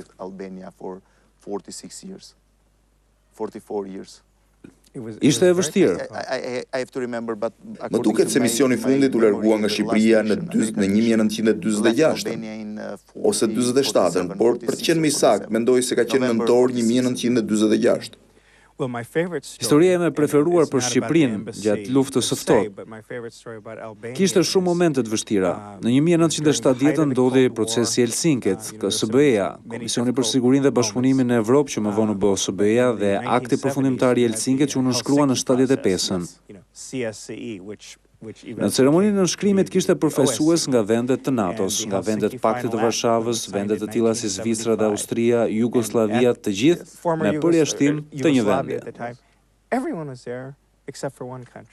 Shqipërisë. Po, Shqipërisë. Shqipëria refuzoi të merrte pjesë në aktin e Helsinkit. Të gjithë me përjashtim të Shqipërisë dhe nuk e dija këtë përpara se të vija këtu për të detyrë dhe e lexova këtë gjë dhe më goditi me të vërtetë. Ky fakti vetëm për mua dramatizon shkallën që Enver Hoxha dhe regjimi i tij zgjodhën për ta izoluar vendin nga gjithkund. Dhe se si kjo ka pasoja edhe sot. Enver Hoxha and the regime chose to isolate the country from everywhere and how that has consequences even today. Zoti ambasador, a keni përgatitur diçka të veçantë për të festuar 20 vjetorin e rahapjes së ambasadës? I appreciate you asking that very much. E vlerësoj shumë që më pyesni për këtë. Ky sigurisht që është 20 vjetori. Në muajin mars patëm në fakt për vjetorin e vërtetë të rilidhjes së marrëdhënieve diplomatike dhe Ministria e Punëve të Jashtme kishte organizuar një ceremoni shumë të këndshme. Por ju kujtohet se muaji mars ishte teti ngarkuar për ne dhe kishim shumë gjëra në vazhdim me sipër dhe e dija se ambasada ishte rihapur në të vërtetë në muajin tetor. Dhe u thash të gjithëve në staf, shënoni në kalendar që në muajin tetor do të kemi një festim një javor. Do të nisim të dielën më 2 tetor me një panajir të hapur, panajir në rrugë. Do të jetë në zonën pedonale ngjitur me galerinë e arteve. Në partneritet me bashkinë, shumë njerëz kanë punuar për këtë, do të kemi edhe shumë stenda, do të jetë si një fest, do të jetë si një panajir. Do të kemi shumë gjëra për fëmijë, një sken, kemi takuar disa prej miqve tanë jashtë vendit që të mundsojnë zbavitje muzikore. Do të jetë banda e marinës së Shteteve të Bashkuara, gjithashtu do të ketë stenda informative mbi jetën amerikane, pjesë të ndryshme të ambasadës dhe me çfarë merren ato do të ketë një bar, karaoke, ushqime dhe pije. Mendoj se do të jetë shumë argëtuese. Më duket se do të zhvillohet nga ora 11 e mëngjesit deri në orën 5 pasdite. Kjo do të jetë dielën më 2 tetor. Do të kemi edhe një pritje të vogël për VIP-at të martën, çka do të thotë në 4 tetor. Të ftuarit do të hynë vetëm me ftesë, por shpresojmë që të transmetohet edhe në televizion. Të them të drejtën, ajo do të jetë për të përkujtuar rihapjen e vërtetë të ambasadës pas 20 vitesh. Do të kemi një simpozium akademik.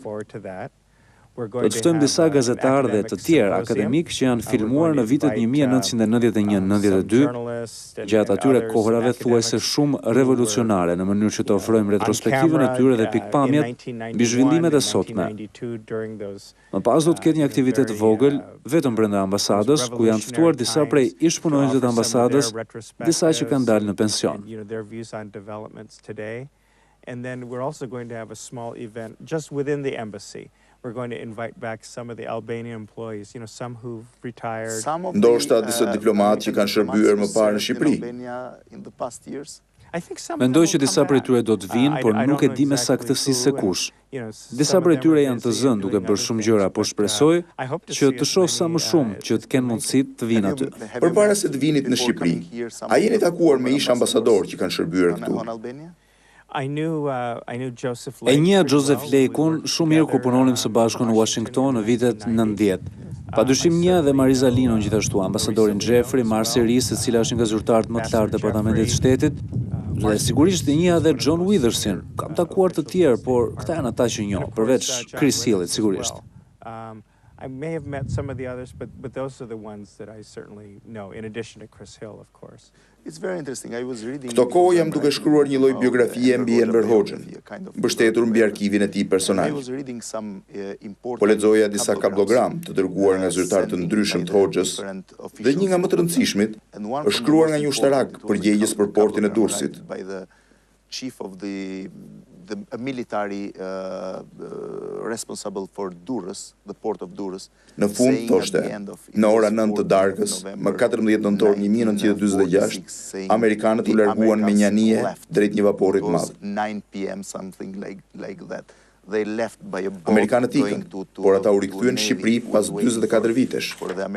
Mendoni se kjo frymë pro-amerikane e Shqipërisë ishte ende gjallë kur ju u rikthyet këtu? After 45 years. How do you think this pro-American spirit of Albania, it was still alive when the Americans turned back in Albania? Well, it's remarkable. Pasi zyrtarisht në kohën e komunizmit, ata ishin armiqtë tanë. E di, kam lexuar pak nga historia dhe letërsia që përshkruajnë këtë, ndaj është e mrekullueshme për mua. Kjo flet shumë mbi frymën shqiptare për të cilën po flasim.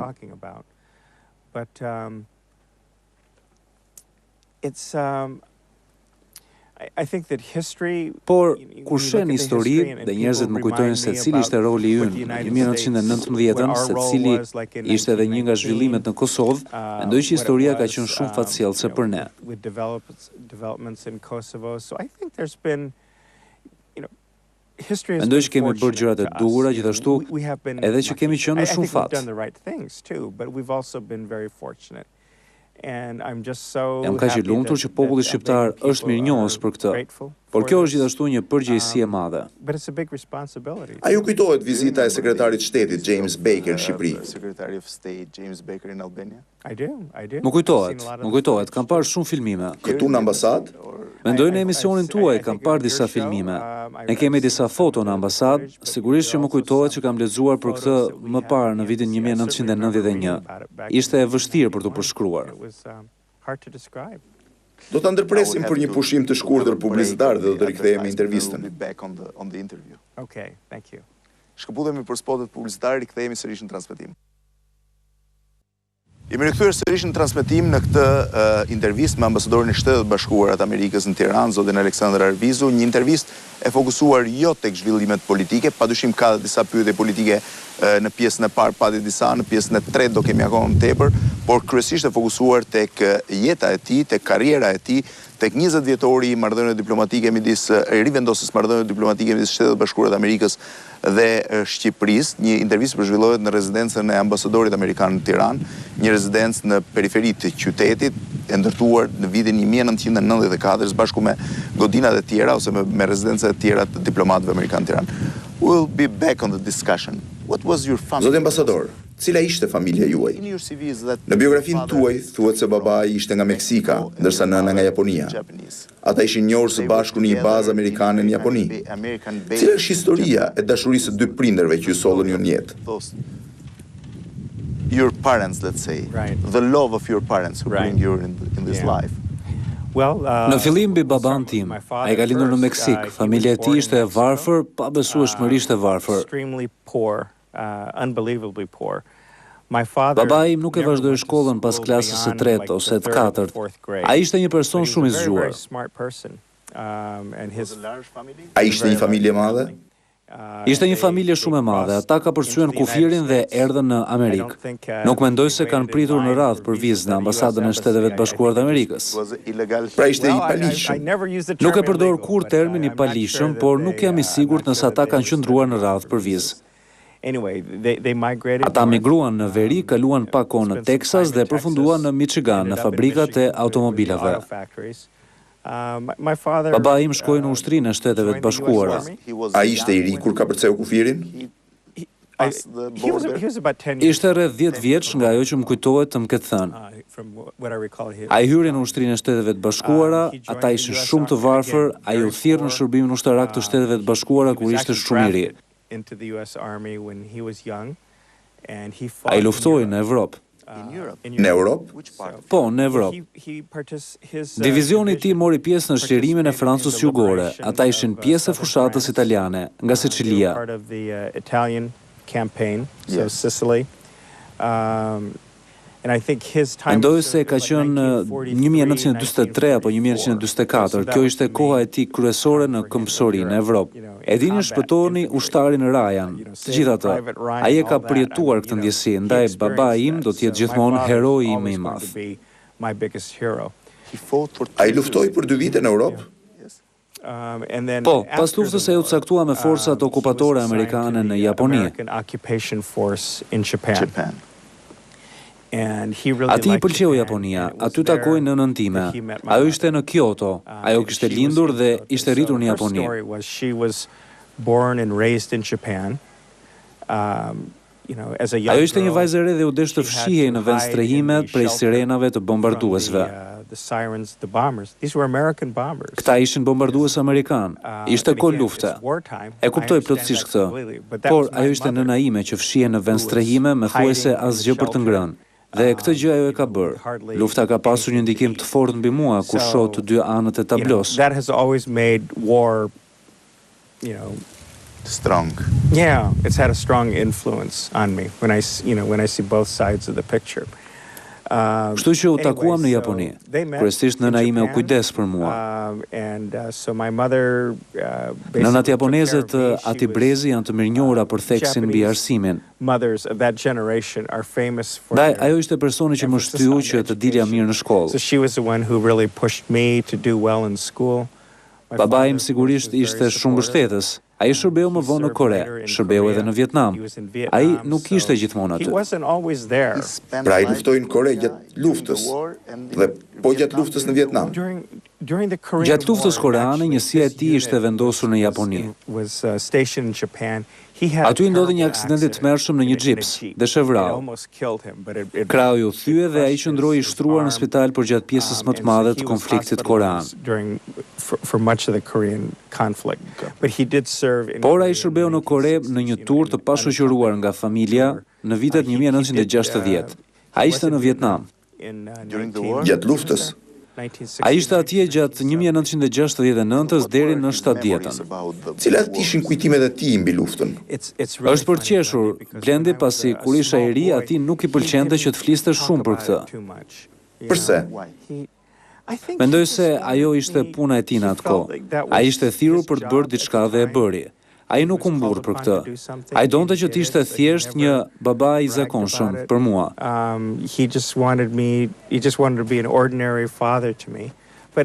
Por ndërsa u rrita dhe nisa të kuptoj më shumë mbi këto gjëra, do t'i bëja pyetje dhe ai nuk ishte kurrë ngurues që të fliste mbi këtë. Reluctant to talk about it. He would answer, but it was up to me to sort of përkiste mua që të nisja me pyetjet. Ai nuk donte të fliste mbi këtë temë në përgjithësi. Në përgjithësi kur unë isha duke u rritur, por ndërsa u rrita, ai ishte më i hapur për të folur mbi të. Me rastin e 50 vjetorit të ditës së zbarkimit në Normandi, ai vizitoi Francën së bashku me shokët e tij të hershëm. Ata ishin shumë të thyer në moshë atëherë. Ata u pritën në Francë si heronj. Ai është ende gjallë edhe sot. A kishte vështirësi në këtë familje, mes një ushtari amerikan dhe një vajze japoneze?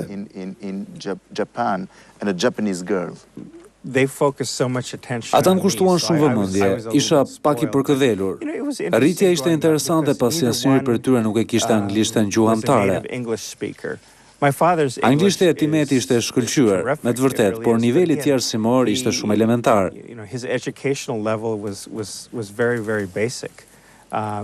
Ai ka pak theks kur flet. Nëna ime ndroi jetë rreth 3 vite më parë. Kuptimi i saj i anglishtes ishte shumë i mirë, por kishte një theks shumë të fortë. Mendoj se do ta kishte pasur shumë të vështirë për ta kuptuar atë që nëna ime po thoshte. Kështu që ky ishte mjedisi në cilin unë u rrita. Por ju u rritët në Colorado? Po. Përse në Colorado? Aty ka një bazë të madhe ushtarake amerikane dhe këtu u caktua babai im kur u largua nga Japonia. Ju rritët në një bazë ushtarake? Ishte shumë pranë bazës, ne jetonim në një shtëpi për civil. Por rreth zonës ushtarake, a nuk ishte vështirë që t'ishe fëmijë atje?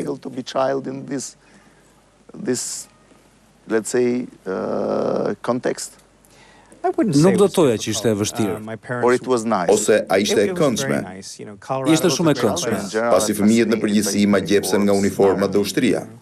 Më kujtohet se ajo që ishte e vështirë ishte fakti se babai im qëndroi një vit në Kore dhe unë isha në Kopësht, por e kujtoj këtë shumë mirë. Kur unë hyra në klasën e 6, ai ishte në Vietnam. Ai na shkruante çdo ditë pa ndërprerje. Ne i merrnim letrat. Më pas ndodhi që për një periudhë nuk dëgjuam prej tij për afro 2 javë.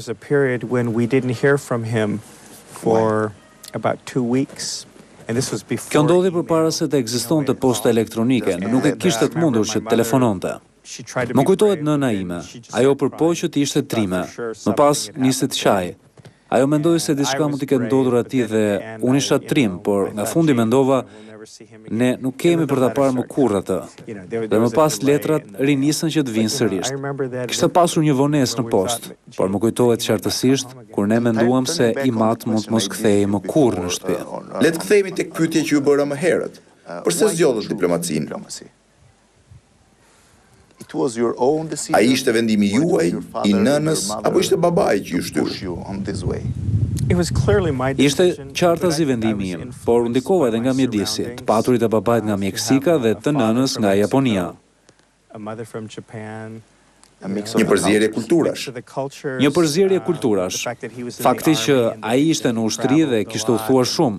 Ne jetuam në zonën e kanalit Panamas, kur unë isha i vogël, ndaj dhe isha gjithmonë shumë i interesuar për kultura të ndryshme, gjuhë dhe histori. Isha gjithashtu shumë i interesuar për Shtetet e Bashkuara. Kur isha në shkollë dhe njerëzit më treguan rreth shërbimit diplomatik, mendova, o Zot, kjo qen ka për mua. Është zbavitse. Kjo ishte ajo që unë doja të bëja në shkollën e mesme. Cili ishte misioni juaj i parë diplomatik? Në shërbimin e jashtëm. Po. Isha një zyrtar konsullor në Seul, në Kore në 1982. Gjithmonë e vështirë ti jesh konsul. Gjithmonë e vështirë dhe në këto kohë Korea e Jugut e ka udhëtimin pa viza, me atë që ne e quajmë programi heqjes vizave, por në ato vite kushtet ekonomike dhe sociale ishin shumë të ndryshme në Korenë e Jugut. Koreanët janë një popull i fortë dhe kur na duhej që t'ia refuzonin vizën, ata mërziteshin shumë. Ishte një përvojë shumë agjepsëse. Kishte shumë kërkesa për vizën atë kohë. Kërkese pa mas. Pasi kishte dhe ka një komunitet të madh korean në Shtetet e Bashkuara të Amerikës. Shumë të madh në atë kohë. Më pas ju punuat në Japoni, Tajland, Kambodja. Kam qenë në Japoni dhe më pas u ktheva në Kore në vitet 1980 si zyrtar politik.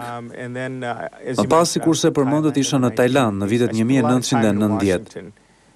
Kam kaluar shumë kohë në Washington në 90-ën gjithashtu. Kam qenë në shtëpinë e bardhë në Këshillin Kombëtar të Sigurisë për një vit dhe më pas kam shkuar në Kambodje si numri 2. Më pas u ktheva në Bangkok, në Tajland si numri 2 gjithashtu. Cili ishte misioni juaj më mbreslënës? Mendoj që për mua ka qenë në Korenë e Jugut në 80-ën. Përse? E di që njerëzit thonë në Shqipëri përqendrimi duhet jetë shumë i madh, por në Korenë e Jugut në atë periudhë kishim rreth 45.000 trupa amerikane dhe shumë prej tyre në vijën e frontit, krah për krah me Republikën e Koresë, e cila përballej me një armik shumë të rrezikshëm, sikurse ishte Korea e Veriut.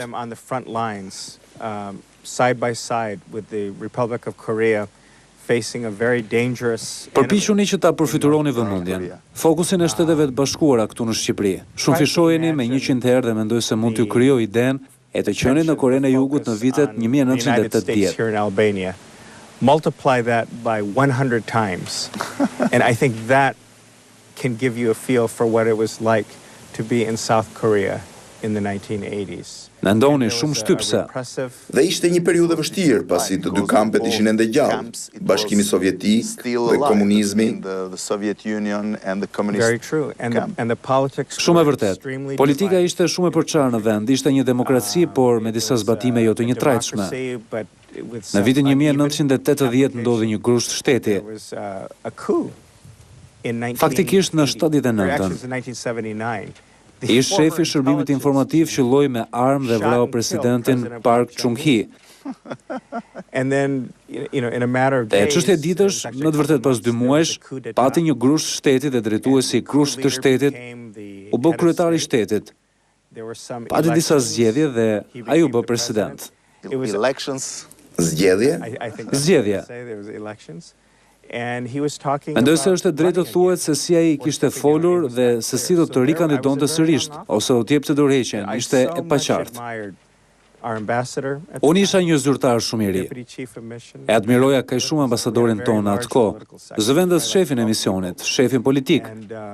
Kishim një seksion politik shumë të madh, ishin ndoshta 12 persona. Ndaj ishte një përvojë shumë formuese. Kisha kuptuar rëndësinë e pasjes së opozitës, rëndësinë e të drejtave të njerëzit, kushtetueshmërinë. Të gjitha këto përvoja i përfitova kur isha 26, 27, 28 vjeç. Më kujtohet shumë mirë. Prandaj kjo ka qenë edhe detyra ime më emocionuese. Më emocionuese misioni tuaj? Si është dita juaj në Tiranë, zoti ambasador? Si është kalendari juaj ditor?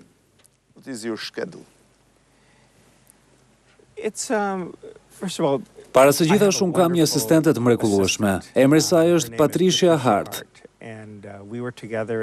Ne kemi punuar së bashku në Bangkok, ajo ka punuar për ambasadorin dhe unë isha numri 2. Ajo më ndihmon me organizimin e kalendarit. Ndonjëherë ajo është portierja dhe u thot njerëzve se ai është shumë i zënë me punë. Shumë i ngarkuar, ose nevojitet kohë pasi është fizikisht e pamundur që të kalojë nga një gjë tek tjetra. Por e dini se dhe cilësia është e rëndësishme gjithashtu. Kështu që nëse nuk jam i përgatitur, nëse nuk e kam iden se ç'po ngjet këtu, kjo intervistë, nëse nuk do të kisha pasur mundësinë që të mendoja dhe të përgatitesha mbi të, do të ishte një intervistë e keqe. Do të më nxirrte keq dhe kjo do nxirrte keq Shtetet e Bashkuara. Ndaj ajo bën një punë shumë të mirë në të siguruarit që unë të jemi përgatitur. Unë jam 53, nuk jam plak, por as i ri si dikur, ndaj ajo sigurohet që edhe ritmi të jetë i duhuri. Unë kam një kalendar shumë të ngjeshur, përpiqem që të dalë dhe të takoj njerëz, të flas me ta sa më shumë që të jetë e mundur. Ka gjithashtu edhe mbledhje të brendshme, unë shquhem për mos pëlqimin e mbledhjeve. A flisni me njerëz, qoftë kur jeni në restorante, bare apo thjesht kur ecni? Përpiqem, ndonse nuk është e lehtë, pasi është pak një angazhim artificial. Kam takuar disa njerëz shumë interesant, thjesht duke pirë kafe ose e kontaktoj ata më vonë. Cili është niveli i shqipes suaj? Kuptoj disa fjalë, ndjek gjërat në televizion. Unë nuk mund ta kuptoj tematikën, por fatkeqësisht nuk kam ndjekur mësime formale. Mendoj se mund të ndjek disa mësime, mendoj se do të ishte interesante, por puna qëndron se nëse e bëj këtë, duhet ta bëj si duhet. Ju flisni disa gjuhë të huaja? Kam studiuar disa gjuhë të huaja. Japonishtja ime ishte në rregull. Mënyra se si unë flisja gjuhën koreane nuk ishte e keqe. Tajlandishtja dhe gjuha khmere janë shumë elementare. Megjithatë kam harruar shumë. A keni studiuar shqip? Jo, të thuash të vërtetën jo. Kam marrë disa mësime, gjëra të thjeshta. A kishte një dosje të madhe mbi Shqipërinë në Departamentin e Shtetit kur ju mbruan këtu? A u gjendët ju përpara një dosje të madhe mbi tavolinë apo diçka modeste? E dini mund të ketë qenë një dosje e madhe, por unë thash nuk mund ta përthith. Më nevojitet një memorandum prej 5 faqesh me të gjitha pikat e rëndësishme, ndaj më thoni vetëm gjërat më të rëndësishme. Por mendoj që jam një person që i pëlqen të mësoj shumë nga të folurit me të tjerët gjithashtu. A jeni i pakënaqur me botimin e WikiLeaks në mbar botën, por veçanërisht në Shqipëri? Publishing of the WikiLeaks all over the world, but especially in Albania. Jam tmerrsisht i pakënaqur, jashtë mase i mërzitur. Mendoj se për cilin do në profesionin ton, kur sheh atë që ka bërë WikiLeaks, vetëm dëmi shkaktuar nga ai, është një ndjesi neveritëse. Mendoj për kohën kur kam qenë në Kore dhe kur flisja me njerëzit. Sërish në një orvatje për të përpjekur dhe për të kuptuar zhvillimet në shoqërinë e Koresë së Jugut dhe njerëzit në Washington donin që të dinin. Ata thanë, çfarë mendojnë njerëzit? Kështu, këta ishin njerëzit të cilëve unë u besoja dhe ata më besuan. Ata e dinin se do të raportoja disa prej këtyre gjërave, por sërish kishte disa rregulla loje që funksiononin dhe WikiLeaks i fshiu të gjitha këto. Është thjesht një gjë e tmerrshme.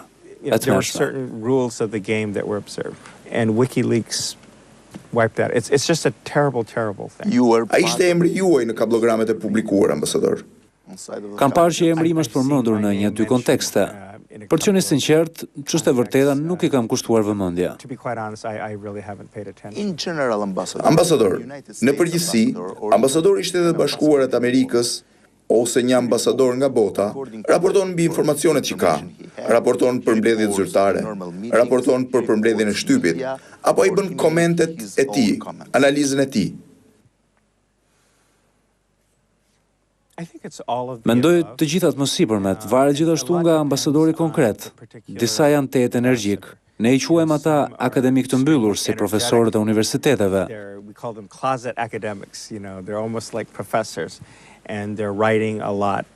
Ata shkruajnë shumë vetë, në varësi të njerëzve me të cilët bisedojnë ose takimeve që kanë. Të tjerë delegojnë më shumë dhe u thonë shefit politik ose zyrtarit politik përgati diçka. You prepare something. And the fact of the Është e matter vërtet se pjesa më e madhe e raportimeve që dërgohet, në më të shumtat ose shumë prej tyre, ambasadori zakonisht nuk i sheh. Jo vetëm këtu, por në përgjithësi. Po, në përgjithësi. Kështu emri im shfaqet në fund. Nëse unë nuk ndodhem në vend dhe ka një mesazh që dërgohet, emri im do të jetë gjithmonë në fund. Por nëse unë jam larguar dhe Debbie është këtu, atëherë ai do të thotë Jones në fund. Unë mund të kem lexuar diçka, mund të kem bërë disa ndryshime, ose të kem thënë, jo, nuk është e saktë bëheni, ose mund të mos e kem parë kurrë. E gjitha varet, por çdo ambasadë e mirë varet për nga drejtimi i ambasadorit dhe numri 2, që thonë, duhet të dilni, duhet që të flisni me njerëzit, pyetini për këto çështje dhe më pas, na duhet që të raportojmë në Washington. Përpara se të dërgoni diçka në Washington, ai kontrolloni ose verifikoni faktet. The facts. Nëse diskutoni me dikë dhe ju ka dhënë një informacion, ai kontrolloni nëse informacioni është i vërtetë apo jo. Apo nuk është kjo detyra juaj? Përfundimisht, madje edhe nëse unë nuk e kam shkruar ose nuk e kam parë atë dhe emri im gjendet në fund, jam përgjegjës për të. Ose nëse emri Debit është në fund, ajo është përgjegjëse për përmbajtjen. Por sërish nëse unë do të lexoja diçka çdo kablogram, nuk do të kisha pasur kur kohë për intervista apo për çdo gjë tjetër. Duhet të delegosh, duhet që tu besosh njerëzve. Në ambasadë tani Debbie kupton gjërat që po përpiqem të bëj. Ajo që është e rëndësishme për mua, Jennifer Moore është shefja e re e seksionit politik që dikur drejtohej nga Paul Pulites, e kupton dhe prandaj është detyra e saj që t'ja bëj me dije Patrishës. Ajo është gjithmonë personi që kontrollon shkresat që vijnë tek unë. Duke thënë, a mund t'ja tregoni këtë ambasadorit, ai duhet ta shoh këtë. Unë mund të them me kënaqësi ose mund të them jam shumë i ngarkuar. Duhet të përdorësh gjykimin tënd, pra sërish të përket atyre. Ato mund të thonë, jo zotri, ju duhet që ta shihni këtë patjetër. Pasi nuk kemi të sigurt ose sepse ka diçka këtu që është pak delikate. Pas do të bie dakord dhe do të ndërpres çdo gjë që jam duke bërë dhe do ta shoh atë dhe do të them nëse është në rregull ose jo. Por përsa i përket përmbajtjes, më duhet të mbështetem tek stafi im, që ata e dinë atë që po bëjnë, që të bëjnë një punë të mirë. Ndaj mbështetem tek ata jo thjesht për të raportuar çdo gjë. Kështu nëse dikush thot diçka, nëse është një ide e çmendur, shkoni tek ata dhe pyeteni nëse e dini që është kështu apo përpiquni të mësoni nga dikush tjetër. Por sërish unë jam personi me më shumë përvojë në ambasadën tonë. Kam bërë këtë për 30 vite, kështu që në fund është përgjegjësia ime që të sigurohem se përmbajtja është shumë e shëndosh, që ka bazë faktesh, dhe se analiza, interpretimi është shumë i mirë. Interpretation is good. Ndonjëherë ne thjesht raportojmë, ndodh kjo ose ndodh ajo, por herë të tjera nevojitet kemi analiza dhe komente, ndaj jam përgjegjës për të gjitha të. Zoti ambasador, prokuroria e përgjithshme e Shqipërisë ka nisur një hetim mbi dosjet e WikiLeaks, që do të thotë të komenteve të ambasadorit Withers. Çfarë mendoni për këtë hetim? A e ka bërë ajo? Pasi është raportuar se është ngritur një grup i posaçëm, por kur kemi pyetur na është thënë se nuk është ngritur asnjë grup i posaçëm hetimor dhe mendoj se zyra e prokurorisë ka lëshuar një deklaratë ku është thënë se nuk është ngritur asnjë grup i posaçëm hetimor me qëllim hetimin e WikiLeaks. Gjithsesi, kjo është ajo që unë kam kuptuar. Kjo është përgjigjja zyrtare që keni? Po. Njëra prej 10 pikave që opozita i ka ofruar disa ditë më parë mazhorancës është diskutimi i hetimit mbi faktet e publikuar në WikiLeaks. A mendoni se WikiLeaks mund të jetë pjesë e politikës së brendshme në Shqipëri? Can the WikiLeaks be part of the internal policy in Albania? E di se ka pasur shumë diskutime mbi WikiLeaks. Kam qenë shumë i qartë si do të ishte çdo ambasador që ne nuk komentojmë mbi të. Ne mendojmë se ishte një padrejtësi e rëndë që gjithë ky informacion është bërë publik. Ne nuk komentojmë. Ne nuk themi nëse është e vërtetë ose jo. Ne thjesht nuk komentojmë. But as I've said before, Por sikur se e kam thënë edhe më parë, kuptoj se ka shumë informacion, se ka shumë histori. Njerëzit duhet që të formojnë opinionet e tyre mbi to. Unë nuk mund t'i ndihmoj dot. Gjithë që mund të them është se zyrtarisht ne nuk kemi asnjë koment mbi to. Tani do të kemi një ndërprerje 2 reklamash dhe do të kthehemi për disa pyetje kryesisht politike. Shkëputemi për spotet e dyta publicitare, rikthehemi për minutat e fundit të intervistës në disa pyetje kryesisht politike. Jemi rikthyer sërish në transmetim në këtë intervistë me ambasadorin e Shtetet Bashkuara të Amerikës në Tiranë, zotin Aleksandar Arvizu, fokusuar tek, ndryshe nga intervistat e tjera, jo krejtësisht politike, fokusuar tek karriera e tij diplomatike dhe 20 vjetori i rihapjes ambasadës së Shtetet Bashkuara të Amerikës në Tiranë, por padyshim edhe në një draft ose blok pyetjesh që unë i konsiderova politike, që natyrisht do të jenë më të shkurtra. We'll be back on the politics now. Should be a little bit short, not too long, but I want to ask you. Më lejoni t'ju pyes mbi ofertën e re të opozitës për shumicën dhe një kompromis të madh midis dy partive. A i keni lexuar 10 kushtet e opozitës? Compromise between two parts. Have you read the conditions? Kjo është lista prej 10 Po, prej 10 pikash. që zoti Rama ka bërë publike, i kam parë. I did look at them. Ajo që më prita është fakti që kishte shumë propozime specifike apo pika. Disa ishin shumë të thjeshta dhe elementare dhe disa të mëdha. Yes. Some were very simple, basic, some a little bit larger. Por ato ishin propozime specifike dhe krahasuar me gjërat e tjera që kam parë nga Partia Socialiste, ishin më specifiket, më konkrete se sa gjërat e tjera në të shkuarën. This was, more specific, more concrete than other things in the past. So I think that's Dhe mendoj se është një zhvillim pozitiv. Nëse ndonjëra ose të gjitha ato do të adaptoheshin, kjo do të mbetet një subjekt debati, por mendova se ishte mirë që Partia Socialiste i paraqiti ato. A keni ndonjë koment për këto pika? Nuk më kujtohen të gjitha ato. Ti jem fare i sinqert, por mendoj se shumë prej tyre u përkasin hapave lidhur me funksionimin e parlamentit. Steps related to the functioning of the parliament, to the Zgjedhja e guvernatorit të Bankës së Shqipërisë, kryetarit kontrollit lartë shtetit dhe shumë tjera. the ombudsman, I believe, but also sort of the Avokatit popullit. Mendoj por edhe organizimin drejt rrugës së integrimit, hapave drejt integrimit. Këto janë gjitha tema shumë të përshtatshme dhe disa prej tyre janë edhe shumë të diskutueshme. Por është mirë që Partia Socialiste prezantoi një propozim formal dhe tani i përket Partisë Demokratike që të gjejë një mënyrë për t'u përgjigjur, ose që të vi me një kundër ofertë. Ambasador, njëri prej diskutimeve më të mëdha në muajt e ardhshëm do të jetë zgjedhja e presidentit në vitin 2012. Këto janë disa prej komenteve, edhe në parlament disa ditë më parë. Opozita kërkoi një president që del nga kompromisi mes shumicës dhe opozitës. Çfarë mendoni për zgjedhjen e presidentit? Between majority and the opposition. What do you think about the election of the president? I can understand the interest not just of the SP. E kuptoj interesin, jo vetëm i Partisë Socialiste, por edhe të njerëzve në përgjithësi, për një president që mund të përfaqësojë disa pikpamje më të gjëra. Sort of some broad views. When you look at the Constitution, Kur sheh kushtetutën, është interesante si çdo kushtetut. Nuk është tërësisht e qartë pasi presidenti ka pasur disa funksione të veçanta qeverisëse, si caktimi i gjykatave dhe të ngjashme me to, shpallja e zgjedhjeve ose njoftimi i datës për zgjedhjet. Por presidenti supozohet që të jetë gjithashtu një simbol uniteti për njerëzit, dikush që qëndron mbi punët e përditshme të qeverisë.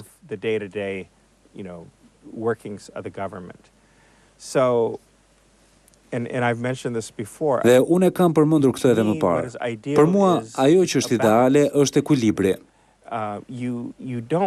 Nuk dëshiron të kesh konflikt të hapur me zyrës së presidentit dhe zyrës së kryeministrit, por gjithashtu nuk dëshiron që të kesh një president që është një miratues i çdo gjë që propozon kryeministri. You don't want the president to be a rubber stamp for anything that the prime minister proposes either. That's not Kjo nuk është e shëndetshme. Ky nuk është një sistem i mirë kontrolli dhe baraspeshimi. Dikush që përfaqëson një pikpamje tjetër, por dikush që është i angazhuar që të bëjë qeverinë që të jetë më efikase në atë që po përpiqet të bëjë. Kështu vjen tek zgjedhja e atij individi, një president konsensual, nëse mund të bëhet padyshim, por mendoj se sa realiste është kjo në këtë mjedis. Nuk jam i sigurt se kjo është një gjë shumë realiste. Ata padyshim mund të flasin për këtë. Në të vërtetë mendoj se ata duhet flasin rreth kësaj, por mund të vitë tek kampi i qeverisës që të jetë shumë i mençur në propozimet e tij drejtuar opozitës. The ruling camp being very wise in its proposal, to the opposition. So I think the person who is Dhe mendoj se personi që përzgjidhet është shumë i rëndësishëm, por shumë më tepër se vetë individi është procesi. A do të ketë konsultime me zotin Rama dhe të tjerë në Partinë Socialiste? A do të ketë ndoshta disa diskutime publike mbi këtë?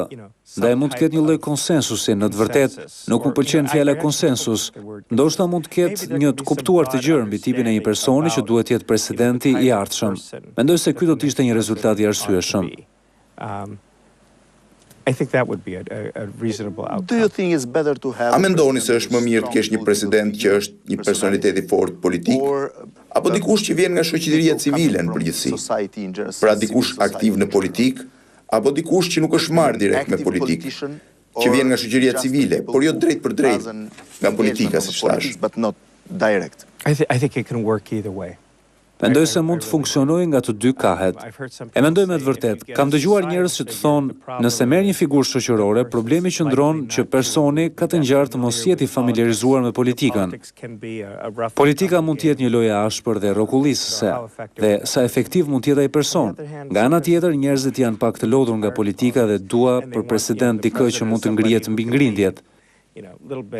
Mendoj që mbetet tek cilësia e individit. Zyra e presidentit është një post politik, të paktën pjesërisht. And the office of the president, it is a political office, at least partially a political office. Yes. A ka ndryshime mes pikpamjeve të Bashkimit Evropian dhe Shtetet e Bashkuara të Amerikës për Shqipërinë? Ka disa komente që thonë se amerikanët janë më pro-qeverisë, më pro-Berishës, ndërsa europianët janë më kritik ndaj këtyre dyjave. And the Europeans are more criticizing this government. Nuk mendoj se është e vërtet, ose mendoj se ka një përputhje apo ngjeshmëri mbreslënëse në pikpamjen mbi Shqipërinë, qoftë nëse është perspektiva europiane ose nëse është perspektiva e Washingtonit apo ajo amerikane.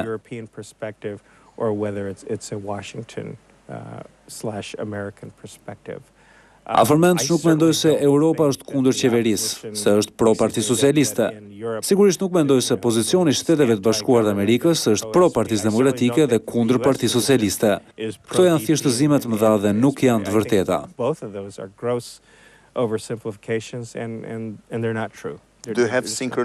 A keni një sinkronizim për Shqipërinë? Me Bashkimin Evropian. Ka konsultime të gjëra me BE-n se takon çështjeve lidhur me Shqipërinë. Zhvillohen rregullisht diskutimet mes zyrtarëve në Washington dhe në Bruksel. Këto janë takime të shpeshta në Bruksel, ndonjëherë dhe në Washington. Ndonjëherë në cakun e takimeve edhe më të mëdha në New York. Sometimes on the margins of larger meetings like in New York. Dhe ka konsultime të gjëra këtu mes meje dhe ambasadorit Bashkimit Evropian që përfshin gjithashtu edhe ambasadorin e OSBE-s në një hapësirë më të madhe. Pra, a do të thotë se ka dakordsi 100%? Jo. Ndihem komod të them se ndoshta ka rënje dakord në 98%. Mund të ketë theksime të ndryshme. Shqipëria aspiron që të jetë pjesë e familjes europiane. Tani më, ajo është pjesë e familjes europiane, por në termat e integrimit zyrtar në Bashkimin Evropian. Zëvendës sekretari ynë, zoti Burns, dhe të tjerë kanë thënë se nuk kemi një vot për këtë. Ne kishim votën për NATO-n, por ne nuk kemi një vot për Bashkimin Evropian. Por besojmë shumë se është në interes të një Evrope më të madhe dhe në interes të Shqipërisë që të jetë pjesë e Bashkimit Evropian. Ambasador, dy pyetjet e fundit. A keni qenë ju mbështetës i Bashës gjatë fushatës fundit në Tiranë kundër Ramës? Jo, nuk mendoj. A keni qenë aktiv kundër Ramës pas ngjarjeve të 21 janarit? Active against Rama during the events after January 21st? No, I don't think so. Jam përpjekur që të jem shumë i qartë lidhur me 21 janarin. I've tried to be very clear about when it comes to January 21. Ka qenë një ditë absolutisht e tmerrshme. Ende më shqetëson shumë kur mendoj për atë që ka ndodhur atë ditë. And you know, it still troubles me greatly today to think about what happened on that day. Dhe më 22 janar kur ne komentuam, gjëja e parë që tham ishte ngushëllimet tona për anëtarët e familjeve të viktimave. Our condolences to the family members. Por në mënyrë që të sigurohemi që të mos ndodhë më, mendoj që është shumë e rëndësishme që të kemi një të kuptuar objektiv dhe të qartë për rrethanat që udhëhoqën në atë ngjarje tragjike. Of the circumstances that led to that tragic. A i keni ndjekur ngjarjet e 21 janarit? Po, shumë. Oh yes, very much so. Në televizion apo atje në vend? E keni fjalën për 21 janarin. Kam qenë këtu, lart. Kam qenë duke parë televizor me ambasadorin Wolfart. Kishim drekuar atë ditë dhe vendosëm që të shohim mbulimin televiziv, pasi sërish kishte shumë pritje për të. Because again there was a lot of anticipation about it. Yes, Po, one day before. por një ditë më parë, ju bët një deklaratë ku thoshit se ndoshta mund kishte probleme, turbullira. A kishit informacion për këtë?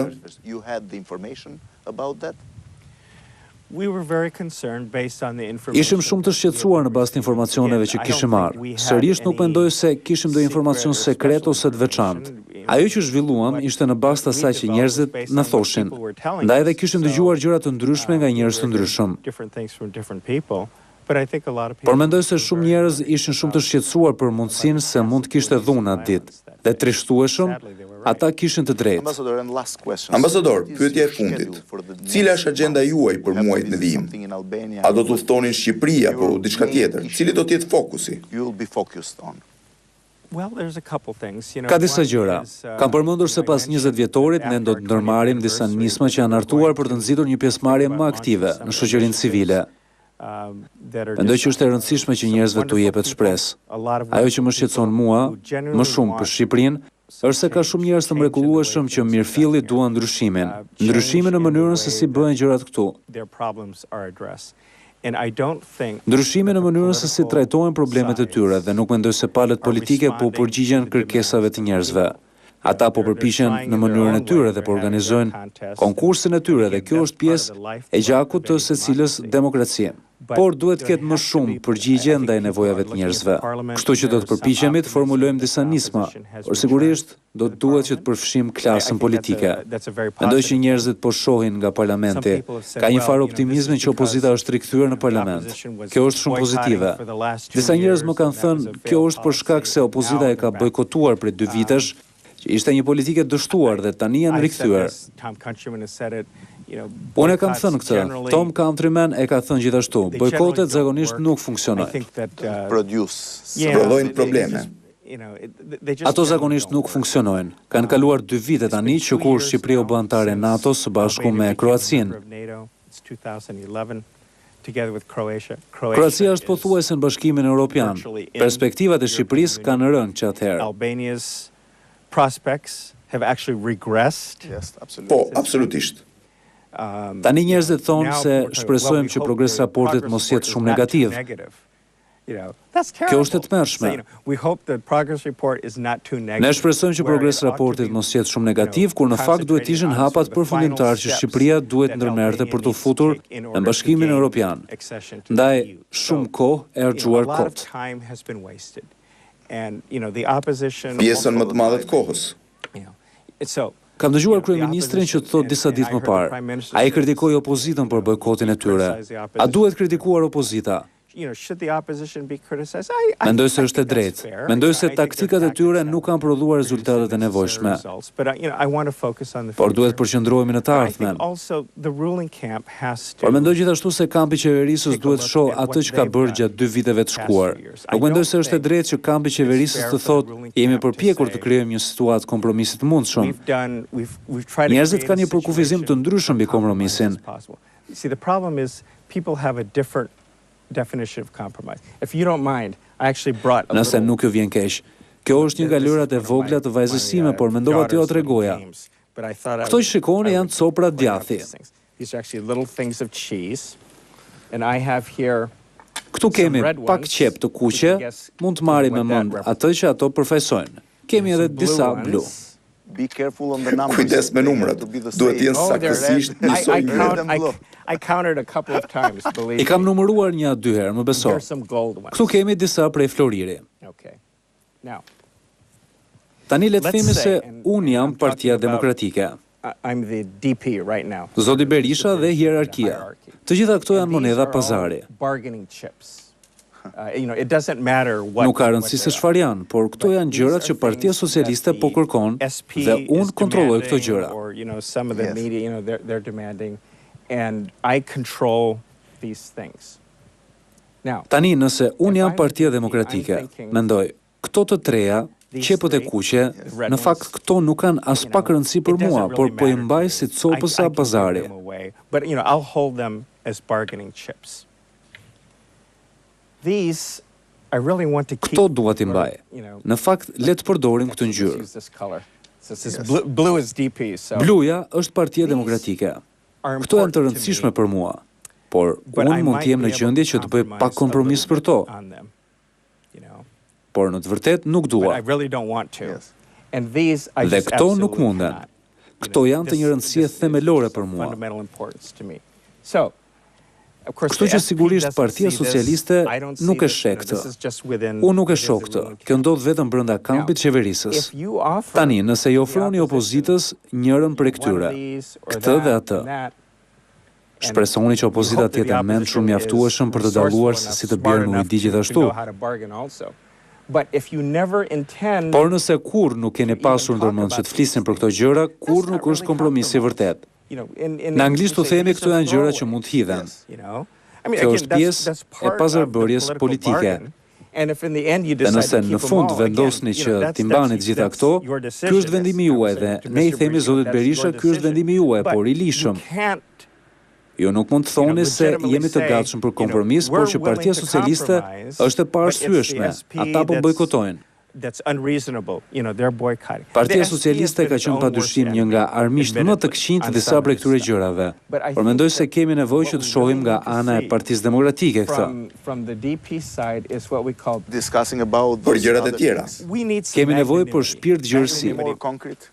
A mund të jeni më konkret? Nëse copat e vogla do të kishin një emër, ç'emër do të kishin ato? E kam fjalën për copat prej Floriri, për ato të negociatave. Do toja se ato prej Floriri janë disa masa për reformën zgjedhore, me disa pjesëmarrje aktive, me miq të Shqipërisë, themi kështu për shembull me Këshillin e Evropës, me Komisionin e Venecias, ndoshta me disa dispozita detyruese. Friends of Albania, Council of Europe, Venice Commission, with maybe some binding provisions. Yes. Again, Albania is a sovereign country. Sërish Shqipëria është një vend sovran. Askush nuk është në pozicion të tregojë Shqipërisë se çfarë duhet bërë. Po për shkak të ndasisë politike, nëse të dyja palët, veçanërisht qeveria thotë ne kërkojmë ekspertizën tuaj për masat e reformës zgjedhore. Nëse kjo është diçka për të cilën nuk bijem dakord, nëse kjo është ajo që Këshilli apo Komisioni i Venecias na rekomandon, ne do ta pranojmë. Kështu që për mua kjo është njëra prej tyre. Nëse mund të jepni edhe një tjetër, do të ishte edhe më mirë. Por cila është tjetër? Nuk jam i sigurt, më duhet të mendoj rreth kësaj, por ky është kompromisi në të vërtetë. Nëse je në Partinë Demokratike, nuk dëshiron që të dorëzosh këto, por nëse je mirëfilli interesuar për kompromisin dhe mbrojtjen e gjërave që kanë më shumë rëndësi për ty, atëherë je i gatshëm që ta bësh këtë. Kjo është shenja e një politikani të mirë dhe e politikës së mirë. That's not really compromise. Kjo në të vërtet nuk është kompromis. Dhe sërish jo për ta lodhur këtë pikë, por a duhet që të kritikojë opozita për bojkotin, për bllokimin? Mendoj se është e drejtë. Sikurse e kam thënë, ndonjëherë ata kanë qenë armiqt më të këqij të vetes. Por mendoj se është e padrejtë të thuash, e di, nëse opozita nuk do të kishte qenë, çdo gjë do të kishte shkuar mirë. Çdo gjë nuk është mirë. Ka shumë probleme në këtë vend që nevojitën trajtohen dhe vetmja mënyrë për të trajtuar është që të kesh një ligjëratë të shëndetshme politike. Mund të kesh mosmarrveshje, por fryma e kompromisit nënkupton që të dorëzosh diçka që ka shumë vlerë për ty, por që e gati ta bësh për një qëllim më të madh. Ambasador, atëherë faleminderit për intervistën dhe kohën që më kushtuat.